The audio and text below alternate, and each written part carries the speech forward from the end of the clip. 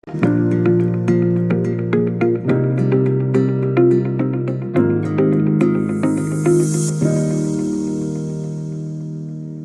आपके सवाल देखें।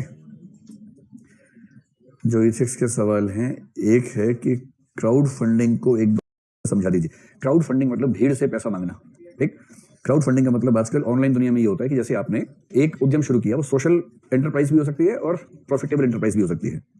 और जैसे ही आपने सोशल एंटरप्राइज शुरू की, आपको लगा कि मैं पैसा कहां से इकट्ठा करूं। कोई व्यक्ति उद्यम करना चाहे तो पैसा कहां से इकट्ठा कर सकता है। एक तरीका है कि उसके पास अपना पैसा हो, पेरेंट्स का पैसा हो, रिश्तेदारों का हो, दोस्तों का हो, उनसे उधार ले। एक तो ये हो सकता है। दूसरा हो सकता है कि बैंक से पैसा उधार ले। और ये ध्यान रखना है हमेशा, यदि व्यक्ति अपना पैसा भी लगाता है उद्यम में, तो उद्यम के हिसाब से वो पैसा संपत्ति ना होकर के उधार है, लाइबिलिटी है। इसलिए किसी भी बिजनेस की बैलेंस शीट में लाइबिलिटीज वाले सेक्शन में कैपिटल यानी कि पूंजी का जो हिस्सा होता है शामिल किया जाता है। मान लीजिए किसी के पास ना ऐसे पेरेंट्स हैं, ना रिश्तेदार जो पैसा दे सके, ना बैंक पैसा दे रहा है, ना सरकार की कोई स्कीम है जो पैसा दे रही है उसको, और उस व्यक्ति को यह भरोसा है कि वो अच्छा उद्यम कर सकता है, तब उसके पास क्या तरीके हैं। एक तरीका आजकल जो है वो स्टार्टअप का तरीका है।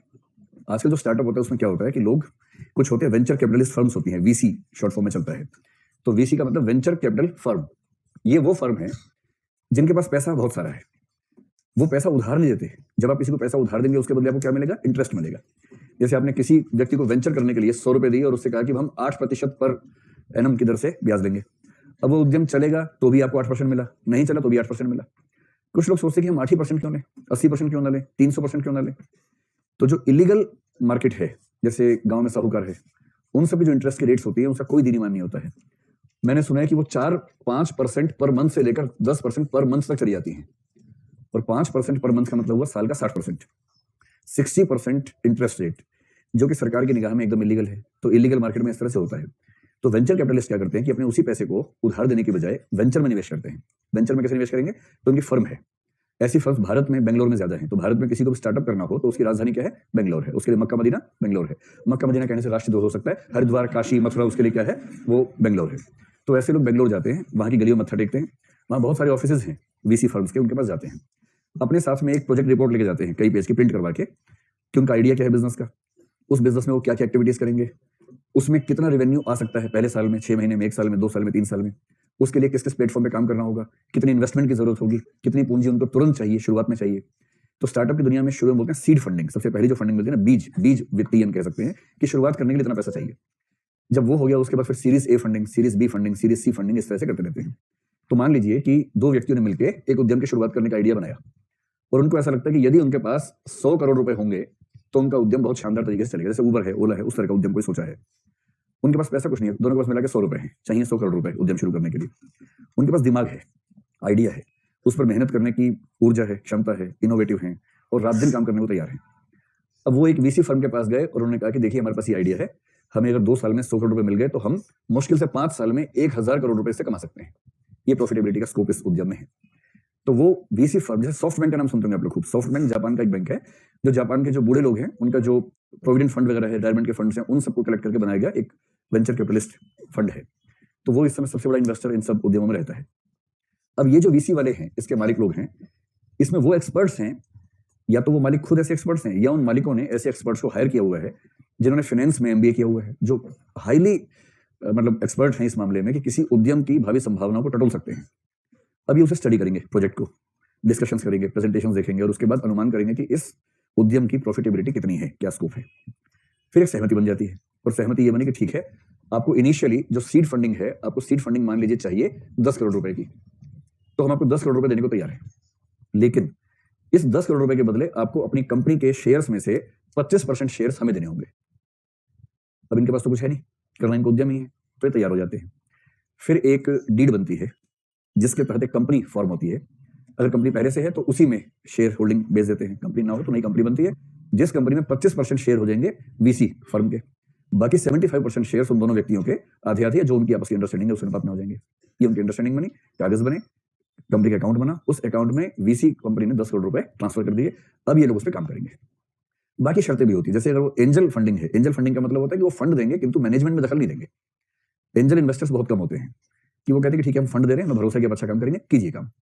कुछ होते हैं वीसी फंड वाले जो इन्वेस्टमेंट के साथ में मैनेजमेंट में अपनी हिस्सेदारी मांगते हैं, और मैनेजमेंट बोर्ड में अपने आदमी बिठा देते हैं, जो उनकी तरफ से फैसलों में, रोजमर्रा के फैसलों में पार्टिसिपेट करता है, दबाव भी बना के रखता है।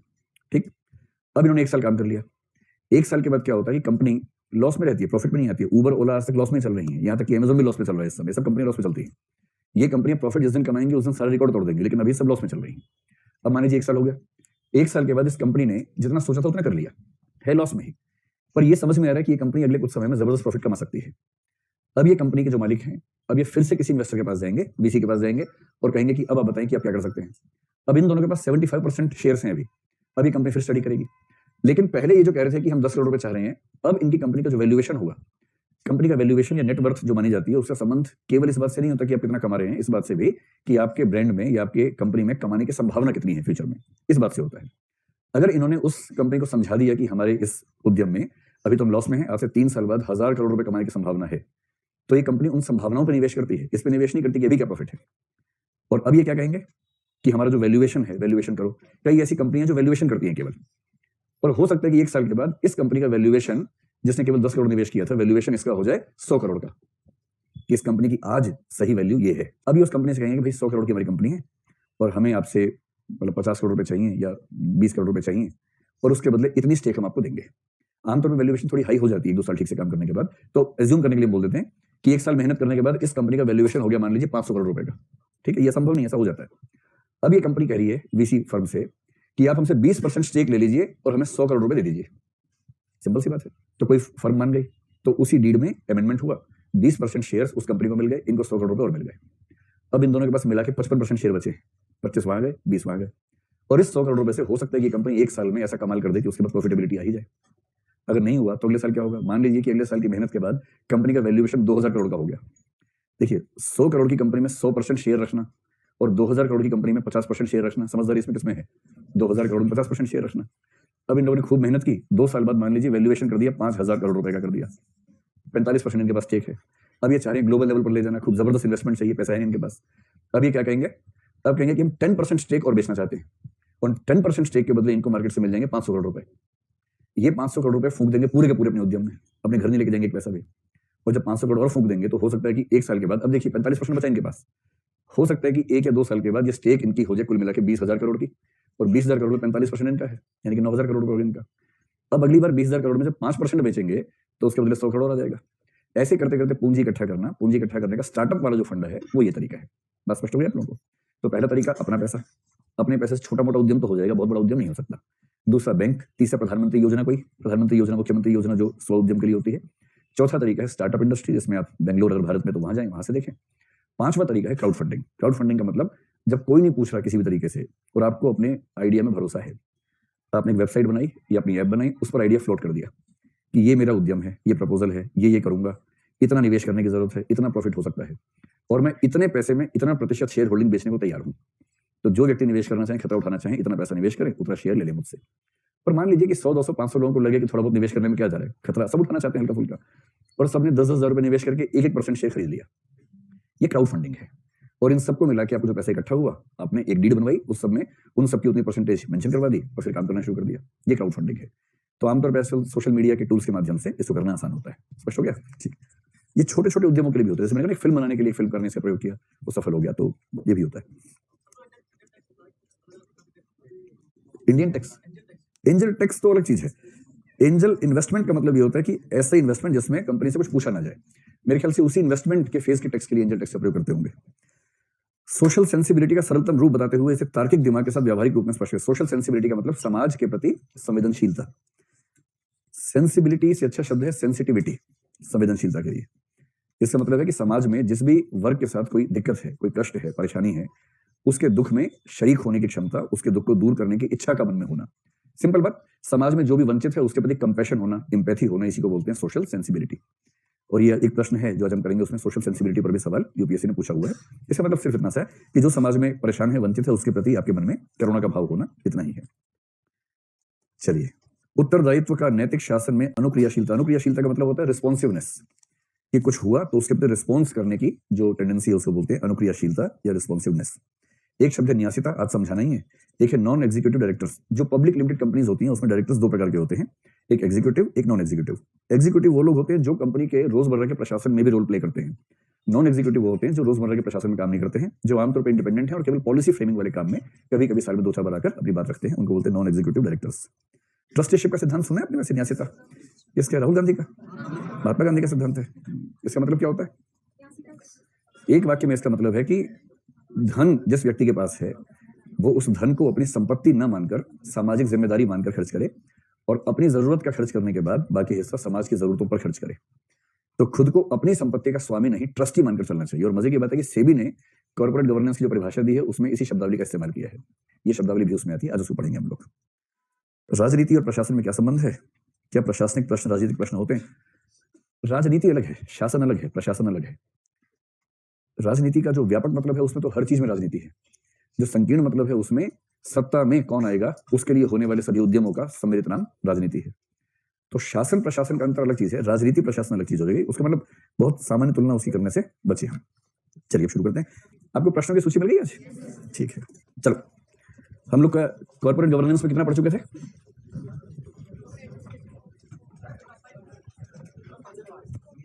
स्टीरियोटाइप्स यानी कि उसी को बोल रहे हैं।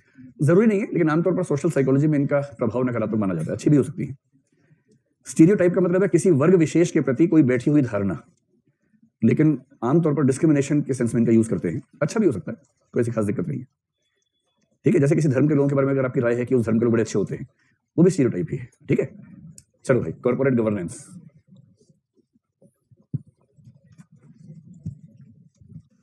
कल हम लोग इस पॉइंट पर आ गए थे कि कॉर्पोरेट गवर्नेंस के क्या क्या बेसिक फीचर्स होते हैं, और मेरे ख्याल से 2-3 फीचर्स हम कर चुके थे। कौन कौन से हो गए थे पहले बताइए? पहला था separation between ownership and management या एडमिनिस्ट्रेशन, इसकी स्वामित्व और प्रबंधन के बीच अंतराल होना चाहिए। दूसरा क्या था? दूसरा था एक हिरार्की यानी कि सोपान क्रम सुस्पष्ट हो, क्लियर कट हो। इतना ही हुआ था। तो चलिए, तो तीसरा बिंदु है, वहां से हम शुरू करते हैं। तीसरा बिंदु होता है कि जो नियम है, रूल्स एंड रेगुलेशंस हैं, वो उस कंपनी के प्रशासन में एकदम स्पष्ट हों, साफ सुथरे हों। तो रूल्स एंड रेगुलेशंस, नियम और विनियम पूरी तरह स्पष्ट और पारदर्शी होने चाहिए। देखिए, अगर दो लोगों में कोई भी समझौता हो और वो मौखिक समझौता है, तो तय मान के चलिए कि बाद में संकट आने ही वाला है, क्योंकि मौखिक समझौते में दोनों अपने अपनी काम की बात याद रखेंगे, बल्कि उसको बढ़ा भी लेंगे थोड़ा सा, और जो दूसरे का पक्ष था उसकी बात को भूल जाएंगे। बाई चांस भी हो सकता है, बाई चॉइस भी हो सकता है कि भूल जाएं, और नहीं भी भूलेंगे तो 5 साल बाद जब याद करेंगे तो उसमें कुछ ना कुछ इंटरप्रिटेशन का घपला हो ही जाएगा। इसलिए जो छोटे उद्यम होते हैं कि एक आदमी है, काम करने वाले 2 लोग हैं, वहां रूल्स रेगुलेशन फिक्स नहीं होते, वहां मन पे चलता है। जैसे कंपनी में 4 लोग काम करते हैं, एक ने कहा सर छुट्टी चाहिए, बॉस ने कहा क्यों क्यों छुट्टी चाहिए, चुपचाप चला जाना काम पे। इतने में दूसरा आया, उसने कहा सर कल छुट्टी चाहिए, बॉस ने कहा क्यों, उसने कहा सर वैसे बहुत मन कर रहा है। बॉस को ये व्यक्ति अच्छा लगता है किसी वजह से, बॉस ने कहा चल ठीक है जा, कितनी छुट्टी चाहिए, सर 1 दिन की, 2 दिन की ले जा, 2 दिन बाद आइयो। क्या नहीं सर मैं परसों, नहीं तो 2 दिन छुट्टी ले लो, 2 दिन की छुट्टी लो। अब ये क्या हो रहा है, पर्सनल विम्स होती हैं कि जो बॉस है उसका मूड कैसा है, एक व्यक्ति के प्रति उसका अलग भाव है, उसके प्रति अलग भाव है, कोई बराबरी नहीं, गैर बराबरी है। इससे जो काम करने वाले उन सबका मोटिवेशन अच्छा रहेगा या बिगड़ता रहेगा? बिगड़ता रहेगा। किसी का बढ़ गया, किसी का कम हो गया, ये सब चलता रहता है। इसलिए अंततः सभी के हित में ये होता है कि उस कंपनी या उस फर्म के जो रूल्स रेगुलेशंस हैं वो सबके लिए एक जैसे हो, समान हो, उसमें इंटरप्रिटेशन का घपला ना हो। और घपला ना हो इसका सही तरीका क्या है? लिखित में होना चाहिए। तो उस कंपनी का अपना एक संविधान होना चाहिए, एक कॉन्स्टिट्यूशन होना चाहिए, या रूल्स रेगुलेशंस की बुक होनी चाहिए। उसको आमतौर पर बोलते हैं एम्प्लॉय हैंडबुक। एम्प्लॉय हैंडबुक का पर्पस ये होता है कि सारे एम्प्लॉइज के पास वो पुस्तिका है जिसमें उनके सारे रूल्स रेगुलेशंस लिखे हुए हैं, हिरार्की मेंशन्ड है। रूल्स किस चीज के चाहिए? एम्प्लॉइज को क्या रूल्स चाहिए होते हैं? उनको वेतन के बारे में रूल सबसे पहले पढ़ना होता है कि वेतन किस तारीख को मिलेगा, कैसे मिलेगा, उसमें क्या कटौतियां होंगी, पीएफ कटेगा या नहीं कटेगा, वो सब रूल्स पढ़ने होते हैं। दूसरा, छुट्टी के रूल्स। भाई थॉमस हॉब्स तो है ना जिंदा, सबसे ज्यादा महत्वपूर्ण क्या है? वेतन और छुट्टी। छुट्टियां कितनी मिलेंगी? सप्ताह में 1 छुट्टी होगी। गणतंत्र दिवस संडे को पड़ गया तो छुट्टी अलग से मिलेगी या नहीं मिलेगी, ये सब उनके मन में रहता है। फिर बीमार पड़ गया, साल में कितनी छुट्टियां मिल सकती हैं, कैजुअल लीव कितनी, अर्न लीव कितनी, ये फलाना की लीव कितनी, ठिकाना लीव कितनी, वो सब उनको रहता है। ओवर टाइम के रूल्स होते हैं, अगर लीव नहीं ली तो खत्म हो जाएगी या बाद में एक्सटेंड हो जाएगी, ये सब नियम है। टाइमिंग का नियम, किस टाइम पे आना है, किस टाइम पे जाना है। अगर 5 मिनट लेट हो गए तो क्या नुकसान होगा, अगर जाने के समय 10 मिनट लेट हुए तो क्या फायदा होगा, उस तरह के रूल्स सारे चाहिए होते हैं। इसके अलावा कभी यात्रा करनी पड़ गई कंपनी के काम से, तो उस यात्रा में भत्ता कैसे मिलेगा? कई लोग यात्रा भत्ते से ही घर बना लेते हैं अपना, कि काम उनका ऐसा फील्ड जॉब है। कंपनी का नियम है कि इस स्तर का व्यक्ति जब भी बाहर जाएगा उसको टैक्सी का किराया मिलेगा, और वो आदमी साइकिल पे निकल लेता है जानबूझ के कि मैं टैक्सी का किराया बचा लूं, और टैक्सी का किराया इकट्ठा करता रहता है, उसी से अपना घर बना लेता है। ऐसा भी करते हैं कई लोग। तो फ्लाइट का मिलता है, वो कहते हैं कि मैं रात की ट्रेन से चला जाऊंगा, कोई बात नहीं, ट्रेन से गए पैसा बचा लिया। इस तरह के सारे रूल्स अगर लिखे, उसमें ये भी लिखा होता है कि यदि आप क्लास 1 से यात्रा करने के लिए अधिकृत हैं और आप क्लास 2 में यात्रा करते हैं तो जो डिफरेंस है वो आपको मिल सकता है या नहीं मिल सकता है। कुछ कंपनी कहती है वो आपको नहीं मिलेगा, आप क्लास 1 में जा सकते हैं, अगर उससे नीचे से गए तो उतना ही मिलेगा। फिर लोग किस में जाएंगे? क्लास 1 में। और अगर लिखा हो कि अगर आप इससे छोटी क्लास से जाएंगे तो डिफरेंस आप अपने अकाउंट में ले सकते हैं, तो हर व्यक्ति किससे जाएगा? थर्ड क्लास से जाएगा। मालगाड़ी में घुस जाएगा कि किसी तरह से कि मैं माल बन के, बोरी बन के जाऊंगा, लेकिन उसके बदले क्लास 1 का पैसा मुझे मिल जाए। क्यों? क्योंकि थॉमस हॉब्स जिंदा है, थॉमस हॉब्स जिंदाबाद। वो तो काम आता ही है। ऐसी एक दिन में अगर आप जैसे हायर लेवल पे हैं और आप किसी शहर में गए, आप एलिजिबल हैं 5 स्टार होटल में रहने के लिए, लेकिन साथ में लिखा है कि अगर आप सस्ते में रहेंगे तो उतना किराया आपको मिल जाएगा, आप कितना भी खर्च करें वो कोई दिक्कत नहीं है। और हर शहर में एक होटल का नाम फिक्स कर रखा है कंपनी ने, किससे हमारा टाई अप है, आप वहां रह सकते हैं, या इतना किराया आपके अकाउंट में चला जाएगा। उसका किराया मान लीजिए एक दिन का 10,000 रुपए है।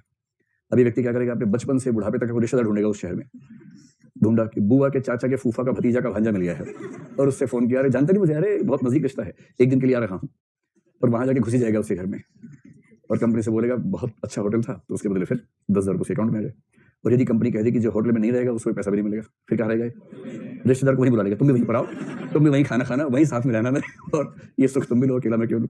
तो इस तरह से अगर सारे रूल्स लिखे हुए हैं तो उसको बोलते हैं कि स्पष्ट और पारदर्शी शासन। देखिए, 2 शब्दों से वाकिफ होना चाहिए, एक को बोलते हैं MOA और एक को बोलते हैं AOA। आप में से कितने लोग इन दोनों का अर्थ जानते हैं? पहला मोआ और दूसरा ओआ। पहला है मेमोरेंडम ऑफ एसोसिएशन। आप इकोनॉमिक्स में शायद ये सब शब्द आए होंगे आपके सामने, मेमोरेंडम ऑफ एसोसिएशन, और दूसरा है articles of association. Memorandum of association और आर्टिकल्स ऑफ एसोसिएशन में वही संबंध है जो किसी संविधान और अधिनियम के बीच में होता है। तो जब भी कोई कंपनी गठित होगी, कंपनी का जो बेसिक डॉक्यूमेंट जमा होता है कॉर्पोरेट अफेयर्स मिनिस्ट्री में। कोई कंपनी जब रजिस्टर होती है कहां होती है? मिनिस्ट्री ऑफ कॉर्पोरेट अफेयर्स जो है उसके तहत रजिस्टर होती है, कंपनीज एक्ट के तहत रजिस्ट्रेशन उसका होता है, ठीक है। तो जो बेसिक डॉक्यूमेंट जमा करना होता है, एक तो एक डायरेक्टर्स कौन कौन है, किसने कितना निवेश किया है, कुल शेयर कितने हैं, उनमें से कितने शेयर्स अलॉटेड हैं, अलॉटेड शेयर्स में से कितने किसके पास हैं, उससे सर्टिफिकेट्स क्या हैं, कितने शेयर्स बचे हुए हैं जो बाद में अलॉट करने हैं, वो सब लिस्ट देनी होती है। साथ में जो डायरेक्टर्स हैं उनके पर्सनल डॉक्यूमेंट्स, पैन और जो आधार कार्ड वगैरह जो भी डॉक्यूमेंट चाहिए वो सब, और साथ में document memorandum of association. Memorandum of association एक डॉक्यूमेंट है जिसमें शुरू में लिखा होता है कि कंपनी गठित क्यों की जा रही है, पर्पस क्या है उसका, और इसमें क्या क्या काम किए जाएंगे, मतलब हमारा पर्पस क्या क्या होगा। उसमें वो सब बातें लिखी होती है जो काम ये कंपनी कर सकती है, कहाँ कहाँ ऑपरेशंस होंगे, किसकी क्या भूमिका होगी, और प्रोसीजर्स क्या होंगे, सामान्य प्रोसीजर्स क्या होंगे, वो सब लिखा होता है। वो जमा हो जाता है कॉर्पोरेट अफेयर्स मिनिस्ट्री में। अब उसके तहत जब कंपनी काम करने लगती है तब बनते हैं आर्टिकल्स ऑफ एसोसिएशन। इसका बेसिक मतलब है रूल्स एंड रेगुलेशंस, जिसके तहत वो कंपनी काम करेगी इंटरनली। हर चीज लिखी होती है कि कोई प्रपोजल पास करने के लिए कितना बहुमत चाहिए, बोर्ड ऑफ डायरेक्टर्स की मीटिंग कब कब होगी, वो सब चीजें मेंशन होती हैं, उसको बोलते हैं आर्टिकल्स ऑफ एसोसिएशन। तो जिसको मैं एम्प्लॉय हैंडबुक कह रहा हूं, बेसिकली इसका अधिकांश कंटेंट किसमें आ जाएगा? आर्टिकल्स ऑफ एसोसिएशन में आ जाएगा। तो यदि कोई कंपनी ठीक से काम करती है तो अपेक्षित होता है कि वो इन दोनों डॉक्यूमेंट्स को ठीक से तैयार करे। स्पष्ट हुआ? चलिए, इसके बाद जो चौथी चीज होती है कॉर्पोरेट गवर्नेंस के पहले वाले पक्ष में, जो एडमिनिस्ट्रेटिव एस्पेक्ट्स हैं, उसको आप कह सकते हैं proper audit system. Audit systems, समुचित ऑडिट व्यवस्था। अकाउंटिंग और ऑडिटिंग का अंतर यह होता है कि पहले अकाउंट्स बनते हैं और फिर अकाउंट्स चेक होते हैं। तो अकाउंट्स को चेक करने की जो व्यवस्था है उसका नाम है ऑडिट करना, ठीक है। जैसे आप सिविल सर्विस में जाएंगे तो एक सर्विस का नाम है IDAS, एक है ICAS, एक है IRAS और एक है IAAS। आप में से कितने लोगों को चारों की फुल फॉर्म पता है? चारों की? कोई बात नहीं। 3 की? कोई बात नहीं। 2 की? कोई बात नहीं। 1 की? 1 की पता है, मजा आ गया। चलो 1 की तो पता है, ठीक है। अब इसमें क्या है? ये है इंडियन डिफेंस अकाउंट सर्विस, ये है इंडियन सिविल अकाउंट सर्विस, ये है इंडियन रेलवे अकाउंट सर्विस, और ये Indian air force account service, Indian audit and account services, ठीक है। Audit and account services. अभी भारत सरकार ने क्या किया कि रेलवे की 8 सर्विसेज को मिला के एक बना दिया, IRMS, Indian railway management services. और इससे कई लोग बहुत दुखी हैं, उनको लग रहा है कि अब विशेषीकरण खत्म हो गया, सरकार ध्वस्त करने पर आमादा है, सिस्टम से फलाना है ठिकाना है। फेसबुक पर किसी ने बड़ी लंबी पोस्ट लिखी इस तरह की, तो मेरे किसी परिचित ने मुझे व्हाट्सएप पे भेजी कि ये रिपोर्ट आई है, क्या भारत सरकार की नीयत सच में इतनी खराब है? तो मैंने उनसे कहा कि लेखक की ज्यादा खराब लग रही है मुझे तो। उसने बता दिया कि राष्ट्रीय संकट होने वाला है रेलवे में। कह रहा कि पहले अकाउंट्स में अलग लोग आते थे, इंजीनियरिंग में अलग आते थे, अब सबको मिक्स कर देंगे तो फिर क्या विशेषीकरण रहेगा? अकाउंट्स का आदमी ट्रैफिक चलाएगा, ट्रैफिक का आदमी अकाउंट देखेगा, क्या पागलपन है?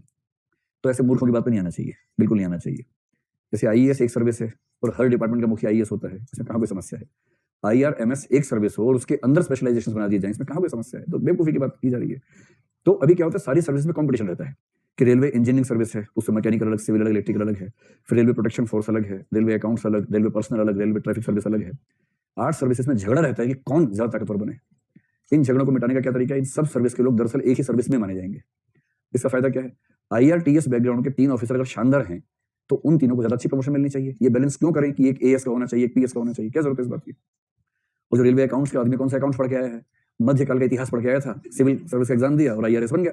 ऐसे IRPS बन गया, IRTS बन गया, ऐसा कौन सा विशेषीकरण लेके पैदा हुआ था? वो ट्रेनिंग से ही जाता है। तो ये सरकार आमतौर पे एडमिनिस्ट्रेटिव मामलों में बड़े अच्छे फैसले ले रही है और मेरा ख्याल है कि वो ब्यूरोक्रेसी के लिए अच्छे हैं। ये मैं कहानी आपको इसलिए बता रहा हूँ कि बहुत जल्दी ऐसा हो सकता है कि आपको खबर मिले कि ये तीनों सर्विस मिला के एक हो गई है। ये सूचना बहुत जल्दी आ सकती है और इस पर अभी भारत सरकार ठीक-ठाक विचार कर रही है। अभी क्या रिवाज है? अभी रिवाज है कि रेलवे में अकाउंट बनाने वाले ये लोग हैं, रेलवे अकाउंट्स वाले। डिफेंस मिनिस्ट्री ऑफ जो डिफेंस है उसके अकाउंट बनाने वाली सर्विस IDAS है और बाकी सभी मिनिस्ट्रीज के अकाउंट बनाते हैं ICAS, Indian civil account service. ये ड्रामा करने की क्या जरूरत है? रेलवे में ऐसी क्या बात है कि उसकी अलग से सर्विस होनी चाहिए? डिफेंस में ऐसी कौन सी बात है कि अलग सर्विस होनी चाहिए? जब सिविल अकाउंट्स के लोग बाकी सारी मिनिस्ट्री संभाल सकते हैं तो 2 मिनिस्ट्रीज की अलग सर्विसेज क्यों होनी चाहिए? इसलिए एक सर्विस बनाएंगे, इंडियन सिविल अकाउंट सर्विस, जो सारे डिपार्टमेंट्स के अकाउंट देखेगी। अकाउंट्स का एक हेड है जो आज रेलवे मिनिस्ट्री में है, कल को ट्रांसफर हो गया, होम मिनिस्ट्री में चला गया, वहां से ट्रांसफर हुआ रेलवे में चला गया, इसमें क्या परेशानी है? डिफेंस में चला गया। और ये जो ऑडिट अकाउंट सर्विस है इसका सही नाम होना चाहिए इंडियन ऑडिट सर्विसेज, पर ऐसा करने में खतरा है कि ये हो जाएगा IAS और फिर हो जाएगा धोखा। जैसे इंडियन पोस्टल सर्विस के लोग कई बार खुद को IPS बता के शादी ब्याह कर लेते हैं, तो वो धोखा होने का खतरा हो सकता है, इसलिए नाम रखने के लिए अकाउंट कर दिया। दरअसल ऑडिट सर्विस है।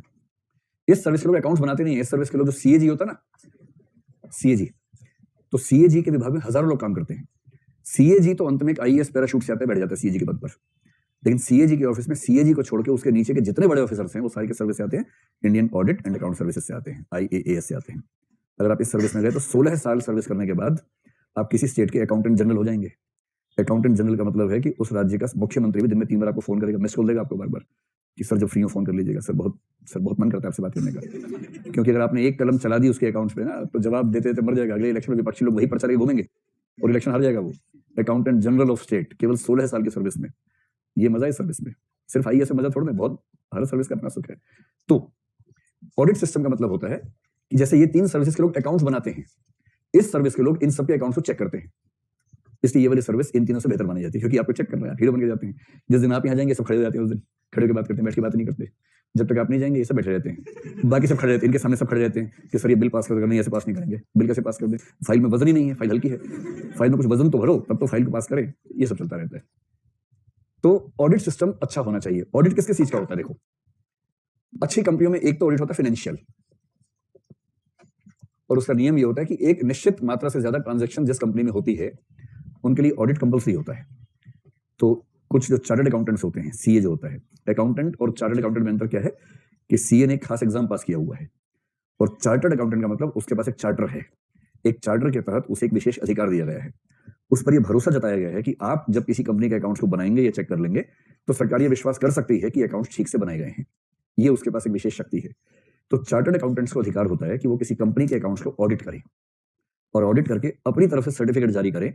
और ऐसा सर्टिफिकेट हर कंपनी को, प्राइवेट लिमिटेड हो या पब्लिक लिमिटेड हो, उसमें ड्यूरेशन का अंतर होता है कि हर 3 महीने में करना है, 6 महीने में करना है, साल में करना है। वो ऑडिट रिपोर्ट्स भारत सरकार के पास जमा करनी होती है कि हमारी कंपनी में अकाउंट्स ऑडिट हो चुके हैं। इससे भरोसा रहता है निवेशकों को भी, शेयर होल्डर्स को भी, कि कंपनी ठीक से परफॉर्म कर रही है। तो फाइनेंशियल ऑडिट ठीक से होता रहे, ये तो एक पक्ष है ही, अच्छी कंपनी हमेशा ऐसा करेगी। लेकिन ऑडिट केवल फाइनेंशियल होगा या बाकी पक्षों में भी होगा? बाकी पे भी होगा। एक होता है लीगल ऑडिट। बड़ी कंपनियां आमतौर पर एक लीगल टीम हायर करती हैं, रिटेनरशिप में रखती हैं, जिसका मतलब है कि वो वकील अपना काम करता रहेगा। इस कंपनी से इसका टाई अप ये है कि इस कंपनी के लीगल फंक्शंस वो देखता रहेगा। ऐसे ही उसका कई कंपनियों से एग्रीमेंट है, वो सबके लीगल एस्पेक्ट्स देखता रहेगा।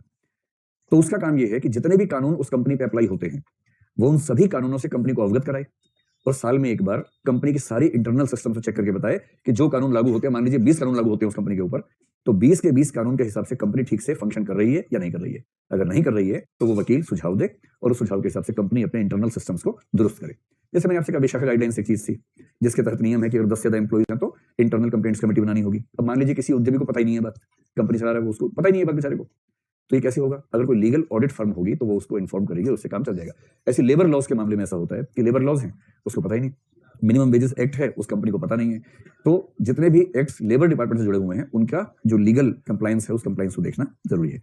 जैसे भारत में तो डाइवर्सिटी ऑडिट नहीं होता है, लेकिन अब सोशल ऑडिट का कंसेप्ट भारत में आना शुरू हो गया है। अच्छी कंपनियां सोशल ऑडिट भी करवा लेती हैं और एक एनवायरमेंटल ऑडिट करवा लेती हैं। आपको यह पता है कि कई प्रोजेक्ट्स ऐसे होते हैं जिनको शुरू करने से पहले एनवायरमेंटल इंपैक्ट असेसमेंट EIA ये सर्टिफिकेट जरूरी होता है। तो उस राज्य की या केंद्र की जो एनवायरमेंट मिनिस्ट्री होती है वो उसका इंपैक्ट स्टडी करके फिर सर्टिफिकेट इशू करती है, उसके बाद ये उद्यम कर सकते हैं। कुछ खास उद्यमों में ऐसा होता है, हर एक में ऐसा नहीं होता। लेकिन कोई अच्छी कंपनी होगी तो वो अपने आप इस बारे में ध्यान देती है, बाई चॉइस ऐसा कर लेती है कि उसकी कंपनी में, उस कंपनी में जितनी चीजें हो रही हैं एनवायरमेंट फ्रेंडली है या नहीं, और यदि उसमें कुछ और बेहतर हो सकता है तो कैसे हो सकता है। सोशल ऑडिट का एक बेसिक मतलब अमेरिकन सेंस में तो डाइवर्सिटी ऑडिट उसको बोलते हैं। अमेरिका में डाइवर्सिटी ऑडिट बड़ा महत्वपूर्ण माना जाता है कि उस कंपनी में जितने लोग काम कर रहे हैं वो समाज के किस किस सेगमेंट से आते हैं, श्वेत कितने, अश्वेत कितने, पुरुष कितने, महिलाएं कितनी, अश्वेत महिलाएं कितनी, श्वेत महिलाएं कितनी, इस तरह का सेग्रीगेशन करते हैं। और फिर उसमें यह भी कि विदेशी कितने हैं, वहां विदेश के लोगों को भी एक प्राथमिकता मिलती है। और उसके बाद ये भी देखते हैं कि किस समुदाय के लोग किस लेवल पर किस परसेंटेज में हैं। अगर अश्वेत 50% हैं किंतु 50% में से 48% लेवल 4 पे हैं, ड्राइवर हैं, पियोन हैं, सफाई कर्मी हैं, तो इसका मतलब रिप्रेजेंटेशन क्वांटिटी में तो हो गया, क्वालिटी में नहीं हुआ। तो क्वांटिटेटिव प्लस क्वालिटेटिव रिप्रेजेंटेशन हर समुदाय का ठीक से हो, ये बड़ा जरूरी है।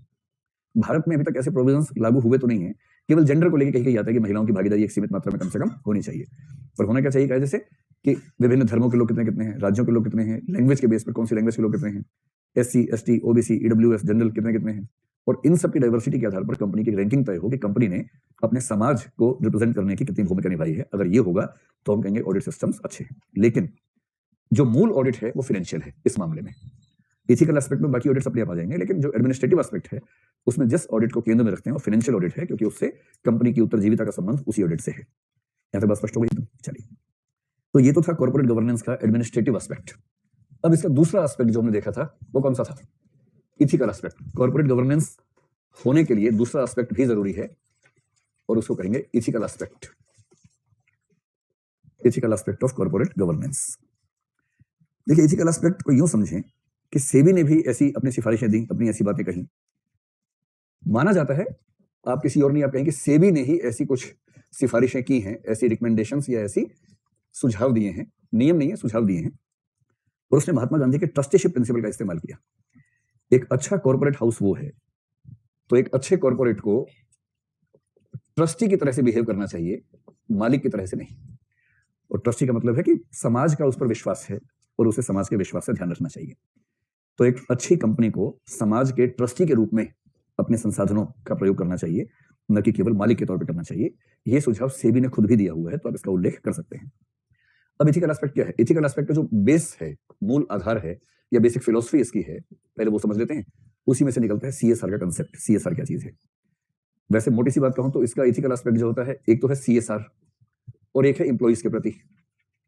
कंपनी इथिकल रहे एम्प्लॉइज के प्रति और कंपनी इथिकल रहे समाज के प्रति, तो ये कंपनी का इथिकल एस्पेक्ट हो गया।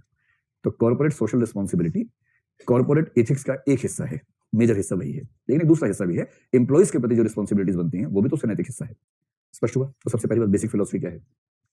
बेसिक फिलॉसफी है, देखिए, उद्यमी दो प्रकार के हैं। एक जिनको लगता है कि मैं अपना फायदा उठाने के लिए किसी भी हद तक चला जाऊं, समाज का बेड़ा गर्क हो, समाज भाड़ में जाए, एक तो वो मानसिकता काम करती है। दूसरा ये मानसिकता काम करती है कि मैं उद्यम करूं, लाभ कमाऊं, लेकिन समाज का भी लाभ हो, विन विन सिचुएशन हो। ये जो सेकंड काइंड ऑफ थिंकिंग है, ये कॉर्पोरेट गवर्नेंस में इसको सम्मान दिया जाता है। और बेसिक अप्रोच ध्यान रखनी है कि ये इस सिद्धांत पर टिका हुआ है कि स्टेक होल्डर और शेयर होल्डर में अंतर होता है। तो बड़े गोले के अंदर छोटा गोला बनेगा। बड़ा गोला कौन सा बनेगा? Stake holder. स्टेक होल्डर्स के लिए हिंदी में शब्द क्या है? हितधारक। हितधारक। और शेयर होल्डर्स हो गए अंशधारक। ठीक। तो कॉर्पोरेट गवर्नेंस का इथिकल एस्पेक्ट इस पॉइंट पे टिका हुआ है कि किसी कंपनी का उद्देश्य केवल शेयर धारकों का कल्याण करना नहीं है, उसका असली उद्देश्य सभी हितधारकों के हितों पर ध्यान देना है। तो सवाल है कि सभी हितधारक कौन कौन से हैं? तो जो स्टेक होल्डर्स हैं वो आमतौर पर 5 माने जाते हैं। एक स्टेक होल्डर तो वही है जिसको हम शेयर होल्डर्स कहते हैं, जिनके पास इक्विटी है। ठीक। आप खुद सोचिए, कोई कंपनी ठीक से काम करे, इसमें किस किस का हित निहित हो सकता है? एक तो शेयर होल्डर्स का है, क्योंकि उनको प्रॉफिट मिलना है। दूसरा, सरकार को फायदा होगा या नहीं होगा? सरकार क्या चाहेगी? उद्यम ठीक से चले या ना चले? चले, तभी तो ईज ऑफ डूइंग बिजनेस कर रहे हैं, ताकि लोग ठीक से व्यापार करें, बिजनेस करें, कमाएं और टैक्स पे करें, उनको सरकार को पे करें, और सरकार उससे फिर देश का विकास करे, है ना? देश बदल रहा है तो उसको बदलना भी तो है। और कौन स्टेक होल्डर है? एक है जहां वो उद्यम चलता है उसके आसपास का समुदाय, कम्युनिटी। कोई कंपनी ठीक से काम करेगी तो उस कंपनी के जो क्लाइंट्स हैं, जो कस्टमर्स हैं, उनको फायदा होगा या नहीं होगा?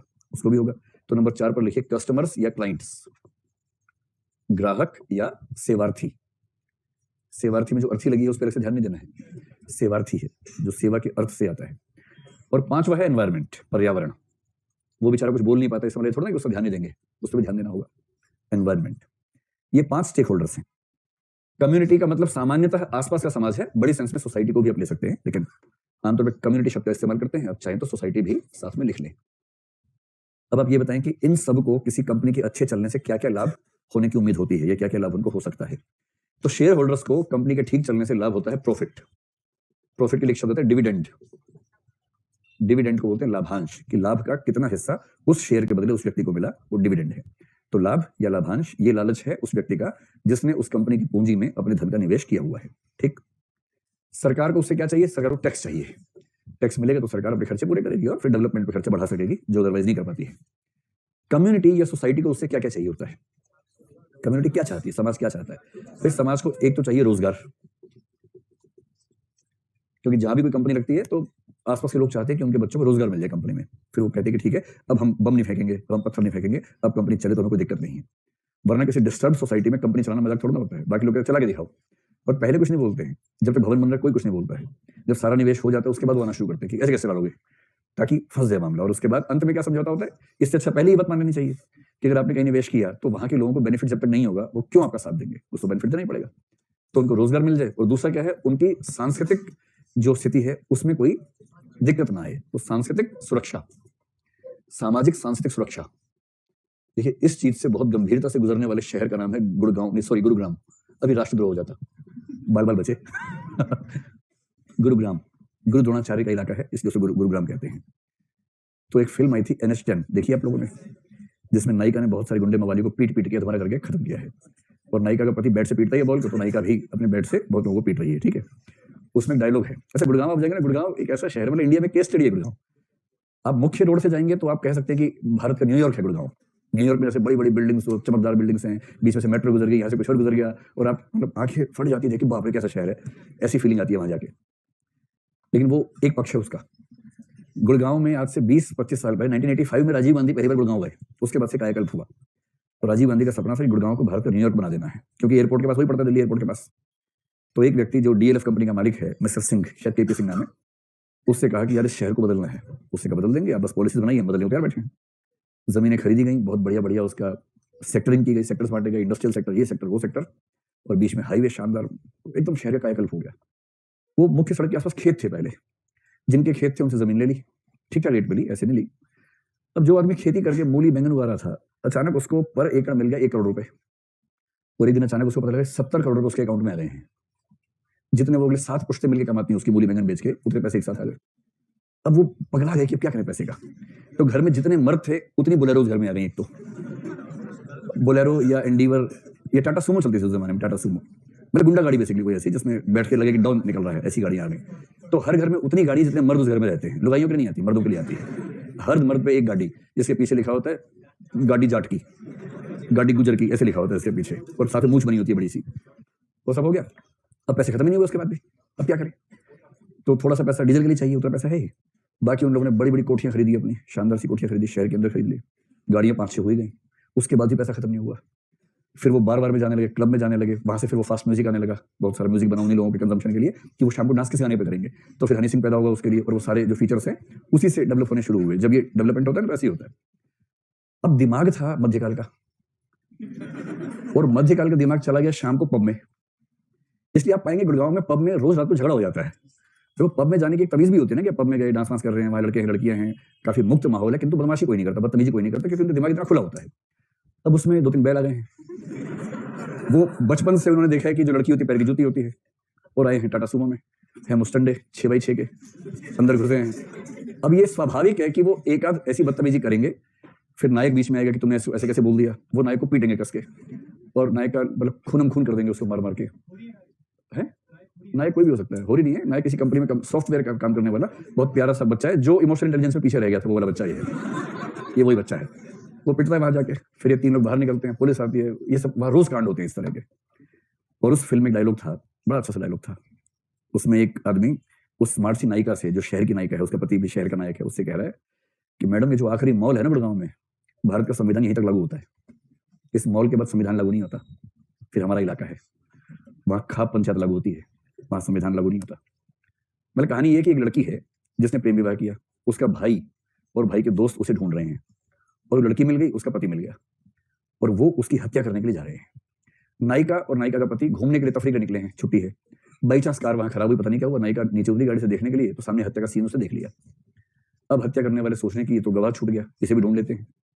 फिर वो नायिका और उसके पति को ढूंढ रहे हैं, पति को तो शायद मार ही दिया उसके, है ना। उसके बाद नायिका अकेली रह गई है, नायिका बच रही है किसी तरह से, बचने के लिए सरपंच के घर जाती है, पता लगता है कि सरपंच का ही बेटा हत्यारा है। तो सरपंच की जो मतलब सरपंच है उसने नायिका को बंद कर दिया, बेटे को बुलाया कि आके आराम से मार इसको। फिर वो किस तरह से बची और अंत में उसने उन सारे गुंडों को जान से मार दिया। और उसके बाद फिर भारत की फिल्म सुख पे खत्म होती है, कुछ भी हो जाए, अंत में तो सुख पे खत्म होने, माँ दुर्गा का अवतार बन जाती है नायिका, और उसके बाद सबको मार के गुड़गांव से बाहर निकलती है। ये है गुड़गांव की हालत, चमकती हुई बिल्डिंग, उसके पीछे खाप पंचायत। ये जो सिचुएशन बनती है ना, और ये इसलिए है कि एक ऐसी संस्कृति जो कई 100 साल से खास तेवर में चल रही थी, अचानक वहां पब खुल गया, अचानक हनी सिंह वहां पर आ गया। और उसके बाद जो बच्चे वहां जा रहे हैं अलग है, गुड़गांव वाले, जो आसपास के गांव के बच्चे हैं उनके मन में भी उमंगें फूट रही हैं कि हम भी जाएंगे, ये सारा सुख इन्हीं को क्यों मिलता है, थोड़ा सुख हमें मिलना चाहिए। और वहां से जो कल्चरल क्लैशेस शुरू होते हैं, उसका परिणाम भुगतते हैं वो लोग जिनके सर कलम होते हैं, जिनको गाड़ देते हैं जमीन में। और इसलिए जब भी कोई कंपनी जाती है, वहां के समाज को लगता है कि हमें सांस्कृतिक सुरक्षा, हमारे रीति रिवाज सुरक्षित रहे, उस समय दिक्कत ना हो। तो आप कह सकते हैं कि दो चीजें उनको चाहिए। कस्टमर या क्लाइंट को क्या चाहिए? क्वालिटी चाहिए। तो वो कंपनी क्वालिटी प्रदान करे, चाहे वो गुड्स वाली कंपनी हो चाहे सर्विसेज वाली कंपनी हो। तो quality in goods and services और quality in delivery of goods and services. तो अगर ये कस्टमर को मिलता रहे तो कस्टमर भी संतुष्ट रहता है कि उसको, उसने पैसा दिया किंतु उसको अपने पैसे के बदले उतना मिल गया जिससे उसको ये लगे कि हाँ मेरे पैसे का सदुपयोग हुआ। अंतिम एनवायरमेंट, पर्यावरण को क्या चाहिए? पर्यावरण को सुरक्षा, संरक्षण चाहिए, कंजर्वेशन चाहिए। तो ऐसी प्रैक्टिसेस जो एनवायरमेंट फ्रेंडली हो, और हो सके तो कुछ एक्स्ट्रा चीजें जो की जाएं पर्यावरण के लिए, उसको बोलेंगे एनवायरमेंट कंजर्वेशन। जो कंपनी इन सब चीजों को साथ में लेकर चलती है, हम कहेंगे कॉर्पोरेट गवर्नेंस के इथिकल एस्पेक्ट को वो ठीक से कवर करती है। इसमें से अगर मैं आपसे पूछूं कि सीएसआर क्या चीज है, तो सीएसआर का संबंध मूल रूप से कम्युनिटी या सोसाइटी से है। आप चाहें तो हल्का फुल्का एनवायरमेंट से जोड़ लीजिए, लेकिन मुख्य रूप से उसका संबंध किसी से है? कम्युनिटी या सोसाइटी से है। तो सेकंड पॉइंट हम सीएसआर ही ले लेते हैं, उसे भी साथ में निपटा देते हैं। और एक अच्छी कॉर्पोरेट गवर्नेंस के अनिवार्य हिस्से के रूप में, नैतिक पक्ष में अनिवार्य हिस्से के रूप में सीएसआर भी शामिल होता है। सीएसआर, तो सीएसआर को लेकर एक बार सवाल पूछा है शायद यूपीएससी ने, तो पहली कंसेप्ट इसका पूरा समझ लेते हैं क्या होता है। तो सबसे पहली बात है कंसेप्ट क्या है, और फिर इसके या मूल तर्क क्या है, आर्गुमेंट्स क्या हैं। मूल तर्क योजना क्या है, और फिर देखेंगे प्रावधान क्या है, प्रोविजंस क्या है। ठीक, तो कॉर्पोरेट सोशल रिस्पॉन्सिबिलिटी, कॉर्पोरेट को हिंदी में क्या बोलते हैं? निगम, निगमीकृत, ऐसा बोलते हैं, निगमीकृत सामाजिक उत्तरदायित्व या निगम सामाजिक उत्तरदायित्व। देखो उस कंसेप्ट का जो शुरुआती रूप था और अब जो है उसमें थोड़ा सा अंतर है।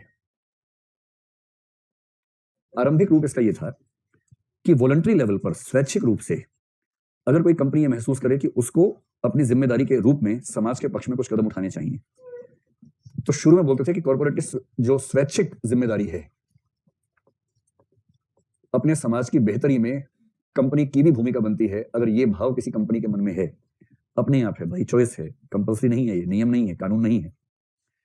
तो कॉर्पोरेट सोशल रिस्पॉन्सिबिलिटी का आरंभिक विचार यह था कि कंपनियों को स्वैच्छिक रूप से अपने समाज के हित में कुछ विशेष कदम उठाने चाहिए, और ये लंबे समय तक चला। भारत की बात करें तो 2015 से पहले ऐसा कानून नहीं था। लेकिन 2015 से पहले क्या कोई ऐसी कंपनी आप सोच पा रहे हैं जिसने सीएसआर की एक्टिविटीज की हो? बहुत सारी कंपनियां हैं, टाटा है, जैसे टाटा है, रिलायंस है, बिरला ने खूब ऐसे काम किए हैं। ठीक है, जैसे टाटा का आप देखेंगे इलेक्शन जब भी आता है, इलेक्शन कैंपेन में टाटा जो वोटर्स हैं उनकी अवेयरनेस पे खूब काम करता है। टाटा चाय मुख्य रूप से, टाटा टी इस पे खूब काम करती है। फिर टोयोटा कंपनी ने पॉल्यूशन के कंट्रोल को लेकर खूब काम किया है। एक अजीम प्रेमजी फाउंडेशन है, अजीम प्रेमजी फाउंडेशन ने कई चीजों में, शिक्षा में विशेष रूप से, बहुत सारे कामों में खूब अच्छा खासा पैर फैला रखा है। और वो ज्यादा काम करती है फंडिंग करने के लिए, कि जो एनजीओ है उनको ठीक से स्टडी करना, और जो एनजीओ अच्छा काम करे उनको फंड करना, ताकि वो अपनी सामाजिक जिम्मेदारी पूरी कर सके। 2008 में आपको पता होगा कि एक कंसेप्ट आया था जिसको बोलते हैं क्रिएटिव कैपिटलिज्म, रचनात्मक पूंजीवाद। कुछ लोग कहते हैं कि इस कंसेप्ट से भी सीएसआर का विचार दुनिया भर में फैला, और ये कंसेप्ट देने वाला व्यक्ति था बिल गेट्स, जिसने टाइम मैगजीन में एक लेख लिखा था इसी नाम से। तो बिल गेट्स आप जानते हैं कौन है? माइक्रोसॉफ्ट का मालिक। और बिल गेट्स को लगा, देखिए एक समय तक व्यक्ति धन कमाता है, उसका उद्देश्य होता है कि उसको असुरक्षाएं हैं, उसका मन करता है कि मैं कमा लूं। फिर कंपनी बड़ी होगी, उसको लगता है कि मेरे जो एम्प्लॉइज हैं उन सबको दिक्कत ना हो, प्रॉफिट इतना हो कि मैं सबके लिए ठीक से काम कर सकूं, आदि आदि आदि। बाद में उसके मन में आता है कि मैं थोड़ा सा इतना सेफ हो जाऊं कि मैं जिस पोजीशन पे हूं वो पोजीशन मेरी लगातार बनी रहे, उसमें रिस्क ना रहे। यहां तक समझ में आता है। एक समय के बाद जब उसकी प्रॉफिटेबिलिटी, उसके पास रिजर्व, उसके पास भविष्य की गारंटी इतनी हो जाए कि रिस्क है ही नहीं, जैसे मुकेश अंबानी सोच के देखिए, तो एक विचार आता है कि उसके बाद वो काम क्यों करता है। उसके बाद काम करने का मोटिवेशन क्या होता होगा? बिना मोटिवेशन के तो पता है आपको, आदमी ना एक गन्ना भी उखाड़ के नहीं खा सकता जब तो मोटिवेशन ना हो। कुछ मोटिवेशन तो होना चाहिए ना, उसके बिना कैसे काम करेगा? तो जिस व्यक्ति के पास पर्याप्त धन, संपदा, सुविधाएं, सुख सुविधाएं हैं, वो कोई नया उद्यम क्यों करना चाहेगा? एक सवाल तो ये मन में आ सकता है। इसके उत्तर में अब्राहम मैस्लो बहुत सफल नहीं हो पाया। अब्राहम मैस्लो को हम पढ़ेंगे आगे चलकर। अब्राहम मैस्लो कहते हैं कि हमारे नीड्स की हायरार्की होती है। सबसे पहले हम अपनी सुरक्षा की नीड्स पूरी कर लेते हैं, फिजियोलॉजिकल नीड्स पूरी कर लेते हैं। जिसको सेफ्टी मिल गई, सिक्योरिटी मिल गई, जिसकी भौतिक जरूरतें पूरी हो गई, फिर वो सामाजिक जरूरतें और इन सब पे जाने लगता है, और अंत में सेल्फ एक्चुअलाइजेशन, या आजकल बाद में उसने एक और शब्द बोला, सेल्फ ट्रांसेंडेंस नीड्स पे चला जाता है। जिसका मतलब अब वो काम करना चाहता है जो उसकी आत्मा के सबसे नजदीक है। वो खुद को सार्थक करना चाहता है। जैसे हो सकता है कि लंबे समय तक उद्यमी रहने के बाद खूब प्रॉफिट कर लिया, सब करके उसके बाद अंत में अपना जो बचा हुआ जीवन है किसी सामाजिक कार्य में झोंक दे कोई आदमी, ये रचनात्मकता में झोंक दे, फिल्म बनाने लगा, कविताएं लिखने लगा, उपन्यास लिखने लगा, ये सब करने लगे। इसका मतलब है कि ये व्यक्ति अपने सेल्फ एक्चुअलाइजेशन की नीड्स के लेवल पे चला गया है। जिंदा रहेगा थॉमस हॉब्स ही ध्यान रखना है। यदि कोई व्यक्ति चैरिटी करता है, सोशल गुड करता है, तो उसके मूल में भी थॉमस हॉब्स ही काम कर रहा है, क्योंकि उसकी बुनियादी जरूरतें पूरी हो गई हैं। अब उसको सोशल रिस्पेक्ट चाहिए, और सोशल रिस्पेक्ट मिलती है समाज के लिए कुछ करने से। और यदि वो समाज के लिए कुछ करके सोशल रिस्पेक्ट गेन कर लेता है तो उससे बुरा भी क्या है? ठीक है, क्या बुरा है भाई? सोशल रिस्पेक्ट के लिए, समाज के लिए काम तो कर रहा है ना, तो काम कर रहा तो अच्छी बात है, मिल जाए उसको रिस्पेक्ट। तो बिल गेट्स उस स्थिति में आ चुका था। उस जमाने में बिल गेट्स की कमाई थी, एक दिन की कमाई थी 167 करोड़ रुपए। उस दौर में बिल गेट्स की एक दिन की कमाई इतनी हो चुकी थी, और छोटा सा परिवार उन लोगों का, क्या उसमें उनको उसके बाद लगने लगा कि क्या इस सब का फायदा है। और बिल गेट्स का अपनी कंपनी का टर्नओवर दुनिया के 50-60 देशों की कुल जीडीपी से ज्यादा था। तो उसको लगता था कि अब समय आ गया कि हम समाज के लिए कुछ करें, और उसने एक विचार दिया, क्रिएटिव कैपिटलिज्म, और ये कहा कि मैं ये सोचता हूं कि हमें अपनी संपदा का 50% समाज के लिए खर्च करना चाहिए। अपनी आय का नहीं, अपनी संपदा का, वेल्थ का, न कि अपनी इनकम का। इनकम होती है जो लगातार होती है, वेल्थ है जो कुल अब तक का संचित है। अपनी वेल्थ का 50% सामाजिक कार्य में खर्च करना चाहिए। और ये विचार जब उसने दिया, फिर उसको लगा अकेले मैं ही क्यों करूं भाई? उसने वॉरेन बफेट से पूछा, बफेट ने कहा कि हाँ अच्छी बात है, मैं भी करूंगा।